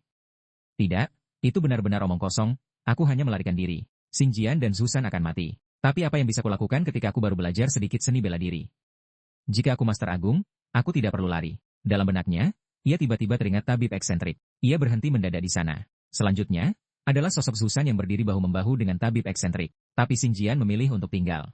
Meskipun ia bukan Master Agung, Ia berdiri di sana dengan pikiran-pikiran ragu yang kacau. Setelah beberapa saat, ia mengerucutkan bibirnya erat-erat dan menoleh untuk melihat ke belakang. Setelah membuat keputusannya, ia segera berlari. Ia memilih untuk berlari kembali, tidak lagi melarikan diri. Dulu, aku pernah membantu seorang anak yang diganggu orang lain dan disebut bodoh. Meski babak belur, rasa bangga lebih besar daripada rasa sakit, seperti menjadi master seni bela diri yang berani melawan ketidakadilan. Tapi sekarang, aku berharap jalan ini sedikit lebih panjang. Aku berharap tempuran akan berakhir saat aku tiba. Pikiranku hanya dipenuhi dengan pikiran pengecut seperti itu. Tapi jika aku memunggungi sekarang, hidup ini hanya akan tentang melarikan diri. Setelah beberapa saat, ia akhirnya kembali. Pertempuran di sana masih berkobar sengit. Wu Jin bersembunyi di balik semak-semak, mengamati dan merenung. Mereka sudah sangat terluka parah. Bagaimana aku bisa membantu mereka? Di sisi ini, situasi Xinjian dan orang lainnya memang sangat buruk. Setelah beberapa saat bertarung, keduanya kelelahan. Terlebih lagi, kekuatan mereka tidak seimbang dengan lawan mereka. Lawan mereka masih penuh semangat. Tanpa memberi waktu istirahat bagi keduanya, lawan menyerbu lagi. Zusan berjuang untuk mundur dan menghindar. Tapi kecepatan lawan sangat cepat. Dalam sekejap, ia melesat ke sisinya dan mengayunkan pedangnya. Untungnya, Zusan bersandar tepat waktu untuk menghindarinya. Jika tidak kepalanya akan terpenggal dari lehernya. Melihatnya menghindar, lawan mendengus dingin dan terus mengayunkan pedangnya. Pengemis ini ternyata ulet. Mari kita lihat apakah kau bisa lari sebaik yang kau sesumbar. Sangat cepat, paha Zusan terpotong dan terluka. Xinjian, melihat muridnya terpojok di tanah oleh lawan, berteriak cemas. Tetap waspada dan bangun, Zusan. Baru saja ia berbicara, lawannya mengayunkan kapaknya untuk menyerang. Ini bukan saatnya mengkhawatirkan orang lain. Kau orang tua keras kepala. Xinjian terguling di tanah, mundur untuk memperlebar jarak darinya. Pria kekar itu melihat ini dan mendecakkan lidah karena kesal. Mereka benar-benar keras kepala, diambang kematian dan masih berjuang. Xinjian terengah-engah terus-menerus, membalas, tapi bahkan jika aku harus berkubang dalam kotoran atau tumpukan mayat, itu masih 100 kali lebih baik daripada menjadi sampah sepertimu. Pria kekar itu mencibir, menunjuk ke belakangnya, bagaimanapun, entah kau atau muridmu, kematian sudah ditakdirkan. Menyerah saja, orang tua, atau kau benar-benar ingin menyaksikan muridmu dicincang menjadi potongan-potongan untuk menyuburkan tanah. Dan masih serakah, betapa memalukan. Xinjian tidak menjawab, berdiri di sana, menyipitkan mata ke tongkat di belakangnya. Di sisi ini, Zusan masih berjuang untuk menangkis serangan lawan. Setelah beberapa saat, Xinjian berbicara lagi, menyerah. Tidak akan pernah. Melihatnya mencoba mengambil tongkat itu lagi, pria kekar itu mengayunkan kapaknya dan menyerbu. Mati kau, orang tua. Karena ia menyerang, Xinjian terpaksa mundur dan menghindarinya. Jadi ia tidak bisa mengambil tongkatnya. Pria kekar itu tidak memberinya waktu, terus menyerbu dengan segera. Mati. Xinjian menoleh, melihat ke belakang dengan tegang. Di sisi ini, muridnya tidak bernasib lebih baik. Baik master maupun murid berada dalam situasi yang berbahaya. Orang tua itu mengulurkan tangan dan meraih segenggam tanah. Dalam benaknya, ia mengingat kenangan bersama muridnya. Ia kemudian melemparkan tanah itu ke pria kekar, tapi ia berhasil menghindarinya. Memanfaatkan momen ini, ia bergegas maju dan memeluk tubuhnya. Melihat ini, ia mengangkat tangannya. Bagus sekali. Apakah kau akhirnya memutuskan untuk mencari kematian? Darah segar segera menyembur keluar seperti hujan. Zusan di sisi ini menoleh dengan panik. Orang tua itu telah dipukul oleh kapak lawan. Meskipun begitu, ia memegang erat lawannya. Ia menekan rasa sakit dan meraung. Sekarang, pria kekar itu berulang kali mengayunkan kapaknya ke arahnya. Sialan, lepaskan aku. Orang tua itu mengertakkan gigi dan berbicara lagi. Zusan, sekaranglah waktunya untuk membayar hutang makanan dan tempat tinggal.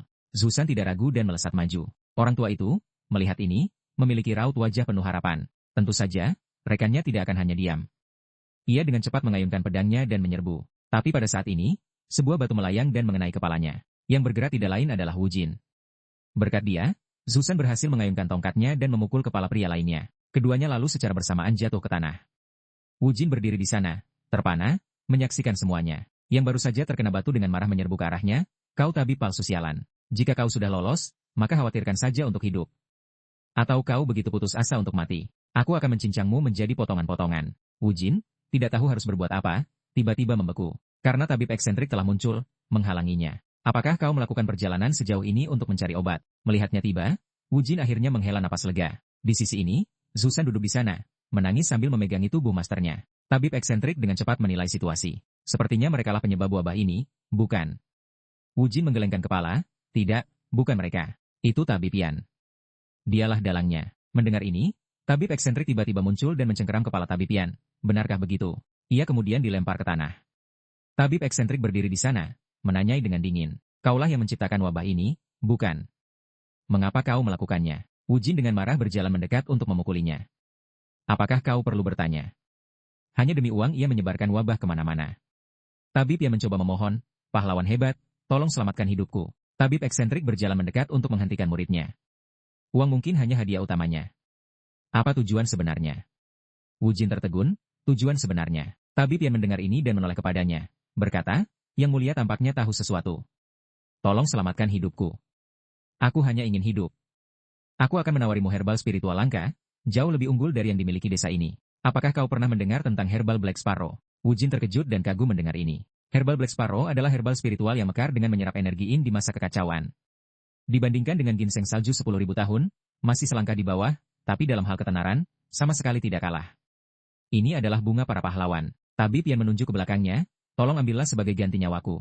Wu Jin dan tabib eksentrik melihat ke arah yang ditunjuk tabib Yan. Di sana, tampak sebuah gua di kejauhan. Dan di dalamnya, memang ada ramuan spiritual. Wu Jin berseru kaget, ini benar-benar ramuan Black Sparrow, Pak Tua. Lagi pula, kau berniat menawarkannya demi nyawamu. Jadi mengapa kau menyebabkan semua masalah ini? Tabib eksentrik berjalan mendekat dan memegang bahunya, menghentikan Wu Jin. Ini bukan untuk ditukar dengan nyawanya. Kau tahu betul bahwa jika orang biasa menyentuh ramuan Black Sparrow, energi spiritual mereka akan terkuras habis, dan mereka akan mati. Dan kau menggunakan itu untuk mencoba membunuh kami. Awalnya, ramuan Black Sparrow adalah ramuan spiritual yang dipupuk oleh kematian. Mengumpulkan mayat pasti karena alasan itu. Jika semua penduduk desa mati, tubuh mereka akan menjadi makanan bagi ramuan Black Sparrow. Begitu juga dengan kau dan aku. Mungkin kau hanya mengulur waktu untuk mencari skema lain, bukan? Misalnya, berpura-pura memanen dan memprosesnya, lalu meracuni kami. Tabib yang dengan panik bersujud berulang kali. Tidak, tidak. Ramuan Black Sparrow sangat sulit diproses. Aku benar-benar bermaksud untuk secara pribadi memurnikannya dan menawarkannya kepadamu. Tabib eksentrik mencibir, benarkah? Untuk seorang tabib gunung, ilmumu cukup luas. Tabib yang tergagap, hanya beberapa trik kecil, Tuan. Tabib eksentrik berjalan mendekat dan dengan santai memetik ramuan spiritual itu. Tapi sayangnya, aku bukan orang biasa. Tabib yang tercengang, apa? Jika kau menyentuhnya dengan tangan kosong, kau akan benar-benar mati. Itu juga kata-kata terakhirnya. Karena tabib eksentrik sudah mengayunkan pedangnya dan memenggal kepalanya. Hidup dan matiku adalah urusanku sendiri. Mengapa para dukun sampah ini terus bermunculan? Mereka belajar sedikit ilmu pengobatan dan mengira mereka adalah tabib sejati. Mereka benar-benar sampah. Wu Jin bertanya kepadanya, Pak Tua, kau masih baik-baik saja? Ia menjawab dengan acuh tak acuh, tentu saja, aku baik-baik saja. Apa kau pikir gelarku ini didapat dari berjudi? Aku akan menyerap ki beracun dari mayat dan ramuan Black Sparrow, jadi kau harus membawa Zusan dan mundur. Wu Jin tidak keberatan dan patuh menurut. Tabib eksentrik segera duduk bersila di tempat. Di hadapan Wu Jin yang terkejut, ia perlahan mengangkat tangannya dan mengalirkan kinya. Ki kematian di mana-mana segera mulai bergerak aneh. Semua itu secara kolektif bergerak menuju tabib eksentrik. Wu Jin menyaksikan pemandangan ini dan tidak bisa menahan rasa takut. Ki beracun itu benar-benar mengerikan. Dengan sangat cepat, tabib eksentrik sepenuhnya diselimuti oleh ki beracun. Semua ki beracun di tempat ini kini telah berkumpul di sekelilingnya. Sedikit demi sedikit, itu berangsur-angsur lenyap, diserap olehnya. Setelah beberapa saat, semua ki beracun menghilang, menampakkan tabib eksentrik masih duduk di sana dalam diam. Wu Jin bertanya-tanya dalam hati, sudah selesai. Tabib eksentrik mengangkat ramuan spiritual itu dan berkata kepadanya, kau lihat, butuh sebanyak ini untuk disebut mengalirkan ki sedikit. Baiklah, ambillah. Ki beracun telah sepenuhnya diserap olehku, jadi kau bisa menggunakannya dengan tenang tanpa khawatir efek samping. Aku telah memurnikannya menggunakan sirkulasi ki titik akupunturku. Kau telah mengungkap skema dukun itu, jadi kau memenuhi syarat. Aku hanya perlu menyerap racunnya, itu sudah cukup. Namun, Wu Jin tidak gembira. Ia hanya menundukkan kepalanya dalam kesedihan. Karena Xin Jian telah meninggal dalam pertempuran ini. Menoleh ke belakang, ia segera menyodorkan ramuan spiritual itu untuk mengembalikannya. Aku tidak pantas. Aku hanya lari lalu kembali untuk melempar batu. Aku hanya kembali karena takut disebut pengecut. Tabib eksentrik menunjuk kepadanya, kualifikasi. Lalu mengapa pria itu memandangmu seolah-olah kau memenuhi syarat? Lari lalu berbalik untuk menghadapi sesuatu itu lebih sulit daripada menghadapinya dari awal. Hanya ketika kau menghadapi tugasmu dan menerima kesalahanmu, barulah kau bisa melakukannya. Lari. Hanya mereka yang benar-benar lari yang pengecut. Kau bisa lari sebanyak yang kau mau. Selama kau kembali ke posisi awalmu, dan di saat terakhir, tidak membelakangi tugasmu, itu sudah cukup. Wu Jin tertegun sejenak setelah mendengar pidato panjangnya. Ia melihat ramuan spiritual di tangannya lagi. Tabib eksentrik menghela napas. Apakah aku telah mengajarimu terlalu banyak esensi kehidupan? Ini terlalu mendalam, kau mungkin tidak bisa memahaminya. Apa kau baru saja memakannya? Mendengar konfirmasinya, ia terkejut. Mengapa kau memakannya sekarang? Wu Jin bingung, ada apa, Tuan? Bukankah kau menyuruhku memakannya segera? Kau bahkan bilang tidak ada efek samping. Begitu ia selesai berbicara, ia berteriak kesakitan. Teriakannya bergema di seluruh hutan. Dalam perjalanan pulang, tabib eksentrik tidak bisa menahan diri untuk tidak menghela napas. Ya ampun. Kau bahkan tidak tahu metode kultivasi mental dan kau berani menelan ramuan spiritual secara langsung. Apa kau takut seseorang akan merebutnya darimu? Wu Jin, masih kesakitan, gemetar saat menjawab, kau tidak mengatakan apa-apa lagi. Jadi aku pikir aku harus memakannya segera. Tabib eksentrik melanjutkan, apa kau tidak mengikuti apa yang kuajarkan dalam seni ilahi Xuanwu? Berdirilah dengan kokoh di tanah, bernapas dan berlatih dengan benar. Dan sekarang kau membuatku kesulitan seperti ini. Wu Jin bingung, bagaimana tepatnya? Tolong ingatkan aku lagi, Tuan. Ia menghela napas, aku pikir kau sangat cerdas, namun terkadang kau bodoh sampai gila. Ikuti meridian tain kaki untuk memandu kekuatan dalam saat berjalan. Seluruh kakimu harus menyentuh tanah, perlahan. Gabungkan Qi dari tubuh bagian bawah dan Qi dari paru-paru, menciptakan sumbu yang menghubungkan 3 titik akupunktur Shenzhou, Jizong, dan Yao Yang Guan. Ketiga titik akupunktur ini adalah fondasi seni ilahi Xuanwu yang tak bergerak. Sisanya adalah variasi, menggunakan yang tidak berubah sebagai sumbu. Arahkan kekuatan kultivasi yang terkandung dalam ramuan bintang hitam ke dalam dirimu. Aku ulangi, itu harus sangat lambat. Wu Jin tegang dan berkeringat. Dimengerti, aku melakukannya dengan benar. Ia mengingatkan, berhentilah berdebat dan lakukan dengan benar. Wu Jin tidak mengatakan apa-apa lagi dan dengan cepat mengikuti apa yang baru saja dikatakan tabib eksentrik. Dengan sangat cepat, tabib eksentrik terkejut dan kagum. Karena di sekitar Wu Jin, Qi sejati terus berputar. Melihat ini, sudut bibirnya sedikit melengkung, dan ia berpikir, sebelum mencapai desa, ia seharusnya sudah bisa menstabilkan Qi-nya. Jika ia berkultivasi dengan baik maka, Wu Jin sedang berjalan ketika ia tiba-tiba menyadari sesuatu dengan terkejut. Apakah ini kekuatan mengerikan dari ramuan bintang hitam? Mendengar ini, wajah tabib eksentrik menjadi gelap, dan ia berbalik untuk memarahi. Itu seperti menjilat kulit apel, kau tahu itu. Butuh waktu lama sebelum kau sepenuhnya menyerap kekuatannya. Ketika kau punya waktu luang, pergilah berkultivasi seni ilahi Xuanwu. Jika kau baik-baik saja sekarang, maka serah salah satu dari mereka sendiri. Mendengar ini, Wu Jin segera berteriak kesakitan, mencoba menghindari tugas itu. Zusan, berdiri di belakangnya, tidak bisa menahan diri untuk tidak menghela napas pasrah. Setelah beberapa saat, mereka akhirnya tiba kembali di desa. Wu Jin bertanggung jawab menjelaskan semuanya kepada semua orang. Ia kemudian menunjuk ke Zusan, sekarang wabah akan menghilang. Minum obat yang cukup, dan dalam 3 hari kalian akan bisa berdiri dan berjalan lagi. Zusan dan Pak Tua Xinjian telah menangani dalangnya. Para penduduk desa bersorak gembira mendengar ini. Zusan, bagaimanapun, menjadi semakin melankolis karena meninggalnya gurunya. Ia tidak dalam mood untuk merayakan bersama penduduk desa. Di sisi ini, tabib eksentrik, dikelilingi oleh orang-orang yang riang, tiba-tiba menoleh ke belakang. Di sana, Zusan membungkuk dengan tangan terkepal ke arah ini. Ia kemudian membawa tubuh gurunya pergi. Ia ingin meninggalkan tempat ini setelah melunasi hutang budinya. Cahaya pagi sekali lagi menerangi tempat ini. Hari-hari kelam desa telah sepenuhnya berlalu. Setiap hari, Wu Jin, selain meramu obat untuk penduduk desa, juga memanfaatkan kesempatan untuk berkultivasi. Senjata yang ia gunakan untuk berlatih adalah tongkat. Setelah melakukan beberapa gerakan, ia berhenti untuk merenung. Bagaimana Pak Tua itu melakukannya ya? Saat itu, tabib eksentrik berjalan mendekat dan menendang kakinya. Bagaimana jika debu jatuh ke ramuan obat? Hah? Dan kau masih ingin aku mengajarimu bermain pedang? Cepatlah berkemas. Kita masih punya jalan panjang. Wu Jin bingung, masih ada orang sakit, mengapa kita pergi secepat ini? Dalam benaknya, muncul gambaran gadis-gadis cantik mengelilinginya. 5 hari lagi di sini, akan bagus untuk memantau kondisi semua orang. Ditambah, aku akan dianggap lawan untuk beberapa hari lagi. Tabib eksentrik mengingatkan, sadarlah. Sejak awal, aku tidak punya niat untuk datang ke dusun Cu ini, aku hanya mampir karena Zusan meminta. Wu Jin terkejut mendengar ini, ngomong-ngomong soal Zusan, aku baru ingat. Aku belum melihatnya sejak tadi malam. Apa kau bertemu dengannya, Tuan? Tabib eksentrik menjawab. Mungkin ia pergi mengatur pemakaman Xinjian.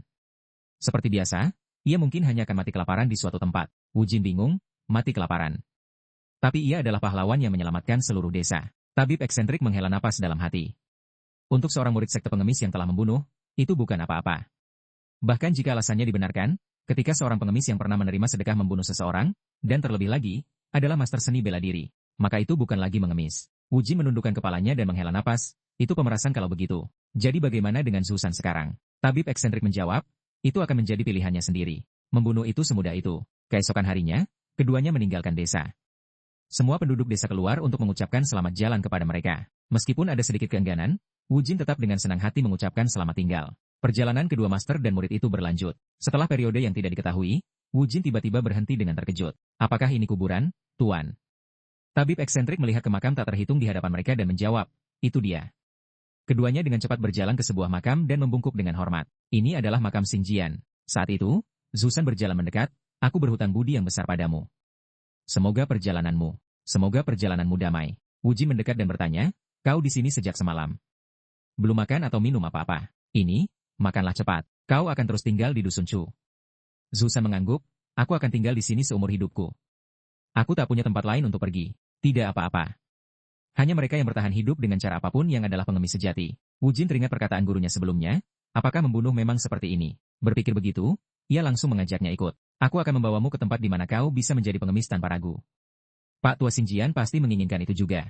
Pak Tua, Kau juga berpikir begitu, kan? Tapi tabib eksentrik tidak terlihat dimanapun. Wu Jin buru-buru mengambil barang bawaannya, menarik Zusan ikut serta. Pak tua, kita harus pergi bersama. Mengapa kau pergi tanpa sepatah kata pun? Tabib eksentrik melirik Zusan yang mengikuti, namun tidak mengatakan apa-apa. Wu Jin menjelaskan, bagaimanapun, Zusan akan ikut dengan kita. Kau tahu tentang ini, Tuan? Ia menjawab dengan acuh tak acuh, fokus saja berlatih seni ilahi Xuan Wu. Nah, Wu Jin melanjutkan, juga, sekarang tolong ajari aku ilmu pedang. Ia menghela napas, aku sudah lama menunggumu mengatakan itu. Zusan kemudian berbicara dengan skeptis, tapi kita mau kemana? Tabib eksentrik meliriknya dan bertanya, Zusan, kau jenius, kan? Anak Wu Jin itu tidak pernah menanyakan pertanyaan ini. Ketiganya terus berjalan dan mengobrol, meninggalkan batu nisan pahlawan ayam setan Xingjian. Tabib eksentrik akhirnya mengungkapkan bahwa mereka akan pergi ke Luoyang. Setelah beberapa saat, mereka berhenti di lapangan terbuka. Tabib eksentrik mengayunkan pedangnya dan mulai menjelaskan. Pedang yang menusuk lurus ke hati. Pedang hati diri TTAM Kim. Mungkin terdengar biasa, tapi itu adalah seni pedang yang paling dekat dengan esensi sejatinya. Di antara teknik intinya adalah puncak bambu musim semi abadi truk Hong TRNG Xuan dan serangan diam anggur NG Tim Kich. Keduanya mengamati dia melakukan tarian pedang dan kemudian berlatih mengayunkan pedang mereka. Semburan kekuatan yang memukau meledak dari ujung pedang tabib eksentrik. Setelah melakukan beberapa gerakan, ia berbalik melihat mereka dan bertanya, bagaimana? Bisakah kalian melakukannya? Keduanya terlihat kosong, jelas tidak memahami apa-apa. Wu Jin berteriak dengan semangat, bagaimana kami bisa melakukannya? Apa kau pikir aku bisa melakukannya hanya dengan kau memberitahuku? Tabib eksentrik sama marahnya, mengapa tidak aku sudah mengajarimu selama sebulan penuh? Wu Jin membalas, bagaimana seseorang bisa memotong kayu dalam sebulan? Tabib eksentrik mengoreksi, siapa bilang kau harus melakukan itu? Aku bilang postur, nak, postur. Zusan berdiri di samping, menyaksikan mereka berdebat dengan lesu, tidak mengatakan sepatah kata pun. Tiba-tiba, tabib eksentrik berjalan mendekat dan menepuk bahunya. Zusan, kau coba. Lihat. Anak Zusan itu melakukannya dengan benar. Benar, posturnya harus begitu agar tepat. Wu Jin menunjukkan wajah bingung, mereka tidak terlihat terlalu berbeda, kan? Tabib eksentrik terus melatih dan membimbing Wu Jin dengan dedikasi penuh. Zusan berdiri mengamati, tak bisa menahan senyum. Wu Jin mengeluh dengan kesal, baru sebulan belajar sudah ambisius. Kau akan masuk neraka keserakahan. Tabib eksentrik, tidak peduli, mengingatkannya, luruskan punggungmu. Kau harus khawatir tentang menghormati orang tua agar tidak masuk neraka es. Di pagi hari, berlatihlah tongkat Zamrud Beach TTRNG. Di malam hari, hanya gunakan langkah awan ungu Tevan B untuk bergerak. Saat matahari terbenam, habiskan sebulan berlatih pedang hati diri TTAM Kim dengan Zusan, memenangkan semua 30 pertandingan. Sepanjang waktu itu, hubungan yang ia amati antara keduanya sangat aneh. Terkadang itu adalah hubungan guru-murid yang terikat erat. Namun segera setelah itu akan seperti paman dan keponakan, terus-menerus saling menggoda. Kadang-kadang, mereka akan berubah menjadi penggemar review Hugo, berdiskusi dengan antusias. Meskipun keduanya tampak bercanda. Di balik fasad itu, bagaimanapun, tersembunyi rasa hormat dan harapan. Ia juga pernah memiliki guru seperti itu. Tanpa sadar, ia mengeluarkan tali gurunya. Dalam benaknya, ia teringat saat gurunya masih hidup, tapi kini gurunya telah tiada, dan hidupnya masih harus berlanjut. Ketiganya berlatih seni bela diri hari demi hari. Memasak adalah tanggung jawab Zusan. Beberapa waktu kemudian, di sebuah kota tertentu, Zusan menyatukan tangannya ke arah keduanya. Selama ini, aku telah menerima banyak bantuan. Tabib eksentrik mengangguk, jika takdir mengizinkan, kita akan bertemu lagi. Jika kau ingin menetap di Chongqing, jangan lupa ganti namamu. Jika ada yang tahu tentang Dusun Chu, itu akan merepotkan. Apapun alasannya, kau telah membunuh seseorang. Zusan dengan tulus menyatukan tangannya dan mengangguk. Aku akan ingat. Ia kemudian berpamitan kepada keduanya dan memulai perjalanannya di bawah guyuran hujan. Orang-orang berlari panik, cepat-cepat pulang, dan sosok Zusan perlahan menghilang di antara keramaian. Wu Jin berdiri di sana, mengucapkan selamat jalan, kesedihan yang masih membekas di hatinya. Ia pergi dengan tenang, tabib eksentrik berbicara, kau tampak sedih, bukan? Wu Jin membenarkan, ya, dia adalah teman pertamaku sejak aku meninggalkan Sichuan. Tabib eksentrik melanjutkan, benar, teman yang tak pernah kau kalahkan dalam duel pedang hati diri. Wajar saja sedih. Wu Jin mengerutkan wajahnya karena kesal, itu membuatku geram. Bagaimana jika aku tidak pernah menang seumur hidup ini? Terakhir kali, aku nyaris menang. Saat ia berbalik untuk membalas, gurunya tidak terlihat dimanapun. Ia buru-buru mengejarnya, Pak Tua, setidaknya katakan sesuatu. Mau kemana? Ia membentak, jangan banyak bicara, ikuti saja aku, nak. Keduanya dengan cepat tiba di sebuah bengkel pandai besi. Pemilik toko terkejut, pinjam tungku. Dan harganya adalah duduk dan melihat teman ini bekerja. Wu Jin mendengar itu dan tersenyum canggung, menyatukan tangannya. Tabib eksentrik menunjuk muridnya, tersenyum bangga, apa yang lebih baik? Kau akan mendapat kursi barisan depan untuk menyaksikan alkimia terbaik di dunia. Wu Jin berpikir tak berdaya, siapa yang akan setuju meminjamkannya begitu? Suasana hening sejenak. Tanpa diduga, pemilik toko justru setuju untuk meminjamkannya. Wu Jin tertegun, benar-benar bingung dalam hatinya, bagaimana itu berhasil? Tabib eksentrik mendorong muridnya masuk, sekaligus menginstruksikan pemilik toko, karena kau sudah meminjamkannya, sekalian pinjami kami beberapa bahan dan kayu bakar. Pemilik toko, sama sekali tidak peduli, melambaikan tangannya, kalau begitu, buatkan aku sebuah sabit juga. Tabib eksentrik dengan senang hati setuju, tersenyum riang. Wu Jin, menyiapkan alat pandai besinya, bertanya dengan bingung, mengapa tiba-tiba membuat semacam pedang. Dan menyuruhku menonton. Apa aku monyet pertunjukan? Tabib eksentrik mengingatkannya, jangan mengeluh. Buatkan dia sabit dulu. Sejak awal, syarat transaksinya adalah menukar ilmu medis dan seni bela diri dengan barang. Atau kau berencana mengingkari uang sekolah sebulan? Wu Jin merasa itu masuk akal. Tapi aku belum pernah membuat sabit sebelumnya. Pemilik toko, duduk dan beristirahat di luar, terkejut oleh kepulan asap dan api yang membumbung dari dalam. Sudah berapa lama api seperti itu menyala? Setidaknya lebih baik daripada tuan sejati racun api H.C. Chen Kuan yang marah. Suara palu bergema, berpadu harmonis dengan irama hujan yang turun. Gaungnya terdengar seperti lonceng, betapa indahnya. Meskipun ia belum bisa disebut yang terbaik di dunia, ia pasti akan menjadi pandai besi yang lumayan. Di masa mudaku, aku juga seperti itu. Sesaat kemudian, pemilik toko terkejut, matanya terbelalak. Karena sabit yang dibuat Wu Jin benar-benar di luar imajinasinya. Melihatnya berdiri terpaku, ia bertanya, Pak Tua, ini pertama kalinya aku membuat sabit, jadi aku tidak yakin apakah hasilnya bagus. Bisakah ini dianggap setara nilainya? Pemilik toko dengan sigap berdiri dan mengambil sabit itu dari tangannya. Ini membuat Wu Jin sangat bingung. Pak Tua, ada apa? Ia tidak menjawab, dengan tegas mengayunkan sabit itu ke bawah. Yang ia tebas adalah meja teh di sebelahnya. Tebasannya sangat tajam dan bersih, sama sekali tak terasa. Hanya sepotong meja yang terlihat jatuh. Melihat ini, Wu Jin berseru, Guru. Pemilik toko itu kemudian langsung lari. Wu Jin berteriak kebingungan, Pak Tua, kau mau kemana? Tabib eksentrik di belakangnya mengingatkan, jangan khawatir, siapkan saja untuk membuat pedang. Mereka akan segera datang. Ah, tidak, mereka sudah di sini. Seperti yang ia katakan, kerumunan orang telah muncul di belakang Wu Jin. Ia berbalik melihat kerumunan yang tegang, berkeringat. Setiap orang dari mereka menatapnya dengan ekspresi menakutkan. Pemilik toko mengangkat sabit di tangannya, itu kau. Bagaimana kau membuat barang ini? Pada akhirnya, Wu Jin, tegang dan berkeringat deras, menjawab, aku hanya memalsukannya secara normal. Seluruh kerumunan memandangnya dengan mata berbinar. Bagaimana kau melakukannya? Senjata yang ditempa oleh pemahat pedang terkemuka NHTAO Kim TNG. Di Chongqing terpotong dua seperti tahu. Tapi sabit ini bahkan tidak tergores. Tolong ajari aku kemampuan itu. Apa saja? Tempa saja untukku. Ia kira mereka datang untuk hal lain. Tapi ternyata mereka meminta diajari keterampilan dan untuk menempa pedang. Tabib eksentrik melangkah keluar, melindungi muridnya. Melihat ini, kerumunan mundur ketakutan. Ia mengulurkan tangannya ke arah mereka, tersenyum riang. Biaya masuknya 2 tael perak. Kerumunan terdiam saat mendengar itu. 2 tael. Tabib eksentrik melanjutkan. Ngomong-ngomong, selanjutnya adalah penempaan pedang. Mendengar ini, kerumunan segera membayar tanpa ragu. Sementara itu, Zusan berjalan sendirian di jalanan. Melangkah di tengah hiruk-pikuk, ia mengamati sekelilingnya. Napas berat pun tak bisa ditahan. Ah, aura familiar ini. Inilah kampung halaman sang guru legendaris. Benar-benar seluas yang sang guru ceritakan. Tapi, di mana ladang murbei favoritnya itu? Tiba-tiba, matanya tertuju pada sebuah terowongan jembatan. Mungkinkah itu sekte pengemis? Tangannya merogoh, meraih tali itu, sebuah relik kenangan akan sang guru yang tak terlupakan. Tali itu mengerat dalam genggamannya, tekad membara. Menemukan jejak kenalan guru. Pergeseran adegan. Terima kasih atas waktu Anda, Tuan Low.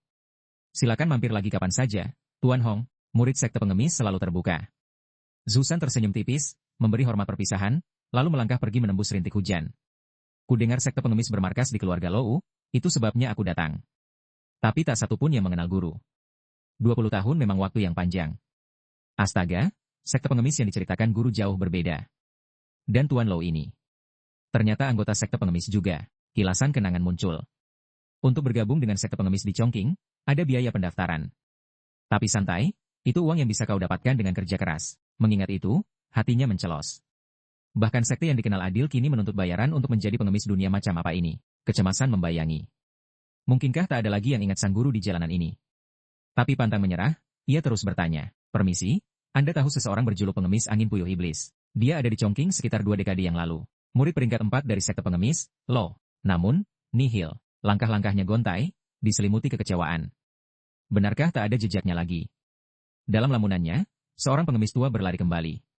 Zusan menoleh, ragu, haruskah aku coba sekali lagi? Akhirnya, ia mantap bertanya, Pak Tua, apakah Anda kenal dengan pengemis angin puyuh iblis? Dia murid peringkat 4 sekitar 20 tahun lalu. Pernah di sini. Mata si pengemis tua berbinar, pengemis angin puyuh iblis peringkat 4 apa dia itu? Yang sekitar belasan tahun lebih tua dariku. Zusan memeki kegirangan, betul sekali, itu dia. Si pengemis tua melanjutkan, Kakak yang selalu rapi, tak seperti kami para pengemis, sering terlihat di ladang murbei itu. Zusan tak bisa menahan semangatnya. Ya, benar, itu dia. Namun, si pengemis tua kembali bertanya, kalau begitu, apa kau salah orang? Pengemis angin puyuh iblis itu. Dia cuma pengemis peringkat 1. Zusan terpaku, kata-kata si pengemis tua menghantamnya seperti palu. Ia berlari, memutar kembali kenangan. Dia tidak mungkin melebihi peringkat ketiga. Untuk peringkat 3 ke atas, butuh seni bela diri, tapi dia tidak pernah belajar apapun. Gerakannya lamban, tak ada guru yang mau, jadi dia hanya mondar-mandir di ladang murbei setiap hari, dan entah bagaimana, julukan pengemis angin puyuh iblis melekat padanya. Ah, benar. Aku ingat, saat kau seusia ini, beberapa anggota sekte pengemis mencarinya. Kabarnya, dia mencuri harta karun lalu melarikan diri. Coba tanya Nenek Long di hilir, dia mungkin tahu lebih banyak. Mau coba ke sana. Zusan berlari tak tentu arah, seolah waktu berhenti, hingga akhirnya ia tumbang. Tatapannya nanar pada tali sang guru di genggamannya, seluruh tubuhnya bergetar hebat. Di tengah badai hujan, angin, guntur, dan kilat yang mengamuk, ia terduduk, mengumpat tanpa henti. Pecandu sialan. Sekte pengemis sialan, pantas mati. Kelaparan itu peringkat 1. Sembuh dari demam, peringkat 2. Menginjak 15 tahun, peringkat 3. Seni tinju, seni telapak, seni tongkat omong kosong belaka. Sungguh sandiwara memuakan. Semua bohong. Semua bohong belaka. Sekte pengemis sialan. Seolah menyahuti amarahnya, sambaran petir menyambar langit. Tali itu digenggam erat, terangkat ke udara, seolah ingin dilemparkannya jauh-jauh. Namun, sesaat kemudian, lututnya luruh, ia terjerembab. Pelindung macam apa dia tak punya apa-apa, meninggal tragis, tanpa meninggalkan jejak apapun. Tangannya terendam air, tali itu perlahan meluncur, lepas dari genggaman. Wajahnya kacau, bekas tangis yang tak terhingga. Akhirnya, ia melepaskan tali itu seutuhnya. Keesokan paginya, di bengkel pandai besi keluarga Feng, Wu Jin memandangi bilah pedang setengah jadi di tangannya, menghela napas puas. Cukup untuk hari ini. Penonton yang sedari tadi mengamati terkejut, sudah selesai. Pemilik toko datang, mendorong mereka keluar. Semuanya, keluar dulu. Guru butuh istirahat. Salah satu tamu menimpali, kalau begitu, izinkan saya bertanya satu hal lagi. Ini tentang pengendalian api, guru. Tepat pada saat itu, Zusan pun tiba. Wu Jin terperanjat melihat Zusan. Zusan membalas dengan senyuman tipis. Setelah menyimak cerita Zusan dari awal hingga akhir, Wu Jin tiba-tiba mengerti segalanya. Jadi begitu. Kisah si pengemis angin puyuh iblis itu. Zusan terduduk lesu, kesedihan yang membayangi tak kunjung sirna. Wu Jin menepuk bahunya, belum makan, ya. Aku tahu kau sedih, tapi kau harus makan untuk memulihkan tenaga. Zusan menggeleng. Tidak, Xiao Shan berbagi denganku. Anak kecil yang tinggal di bawah jembatan itu. Sejujurnya aku tak berselera, tapi sulit menolak pemberian anak kecil dari cabang sekte pengemis lainnya. Wu Jin, kesal, langsung memukulnya. Dasar bodoh. Kau benar-benar mencuri makanannya, kau itu bukan murid sekte pengemis lagi. Dan merebut makanan anak kecil cepat, ayo kita pergi. Zusan bertanya bingung, pergi kemana? Wu Jin tersenyum lebar, masih bertanya. Tentu saja untuk mandi dan membersihkan bau busuk sekte pengemis ini, kemana lagi? Malam hari di sebuah pavilion yang megah. Di dalamnya, suasana sangat meriah. Para tamu bersantap, menenggak arak, dan menikmati alunan musik yang membuai. Gadis-gadis penyanyi yang menawan menghiasi panggung, melantunkan melodi yang memanjakan telinga. Zusan, kini berbalut pakaian bangsawan tampan, duduk di meja yang dipenuhi hidangan. Wu Jin, di sebelahnya, meneguk arak dengan gembira. Minumlah, Zusan. Makan dan minum sepuasnya, bahkan kalau nanti kau langsung mati. Katanya berseloroh. Keduanya mengisi gelas masing-masing. Setelah tegukan pertama, rasa arak yang kuat itu membuat mereka serasa memuntahkan api. Para gadis penyanyi di panggung tak bisa menahan diri. Wajah mereka berubah pucat pasi karena terkejut. Melihat Wu Jin memuji rasanya, Zusan mendengus, enak. Enak apanya? Kelihatannya kau hampir muntah tadi. Wu Jin mendengus dingin, apa kau kira reputasi 3 institusi medis terbesar di dunia didapat dari berjudi? Zusan memperingatkan, hati-hati, guru bisa memarahimu lagi.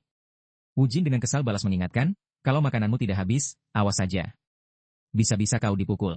Baiklah, ayo kita minum. Keduanya lalu menikmati santapan mereka dengan lahap, diiringi alunan musik. Dalam sekejap mata, hidangan mewah dan anggur mahal tak terhitung jumlahnya ludes tak bersisa. Keduanya duduk nyaman, perut kekenyangan. Aku tak bisa makan lagi. Bagaimana kita membayarnya nanti?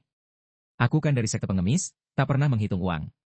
Wu Jin membalas, tentu saja dengan uang, dasar udik dari sekte pengemis. Zusan menghela napas, benar juga. Kira-kira berapa? Ya. Aku tidak punya sepeser pun. Wu Jin mengaku, aku juga. Zusan terkekeh, kau juga berarti kita berdua ini anggota sekte pengemis. Namun sesaat kemudian, ia dengan bersemangat membanting meja dan berdiri. Apa kau tidak punya uang? Apa yang sebenarnya kau rencanakan? Tempat ini kan dikelola oleh sekte pengemis. Wu Jin mendengus dingin, lalu kenapa aku Wu Jin? salah satu dari 3 tabib eksentrik di dunia ini, tahu. Dengan adanya aku di sini, tak perlu khawatir sama sekali. Tawa Wu Jin semakin menggelegar, menarik semua pasang mata tertuju padanya. Detik berikutnya, ia lenyap dari tempatnya, sosoknya menghilang entah kemana. Ia muncul di belakang seorang gadis penyanyi, mengeluarkan pisau, dan berseru lantang diiringi tawa. Tenang saja, aku akan membereskan tagihan ini sekarang juga. Pisau itu terangkat, seringai bengis menghiasi wajahnya, membuat siapapun yang melihatnya merinding ketakutan. Gadis penyanyi itu berbalik, tatapan bingung terpancar di wajahnya. Sesaat kemudian, sebuah tebasan pedang melesat. Zusan di bawah berteriak ngeri, "Apa yang kau lakukan?" Tak disangka, para tamu di belakang justru bersorak keras, "Anak muda, gayamu minum sungguh mengesankan. Bagaimana kalau kau turun dan minum lagi bersama kami?" Pelayan pun berlari panik, "Tuan, apa yang Anda lakukan, Tuan?" Ternyata Wu Jin tidak melukai siapapun, ia terus mengukir di dinding kayu. Mendengar pelayan terus memanggil, ia menoleh dan melayangkan tatapan mengerikan. Melihat itu, pelayan berteriak memanggil penjaga. Aura membunuh yang terpancar dari Wu Jin saat itu benar-benar membuat bulu kuduk berdiri. Tangannya melambai liar, entah apa yang ingin ia perbuat. Seketika, para penjaga berdatangan, silih berganti. "Dasar bocah. Kau tahu ini di mana, cepat turun sekarang juga. Meskipun mabuk, setidaknya mabuklah dengan benar."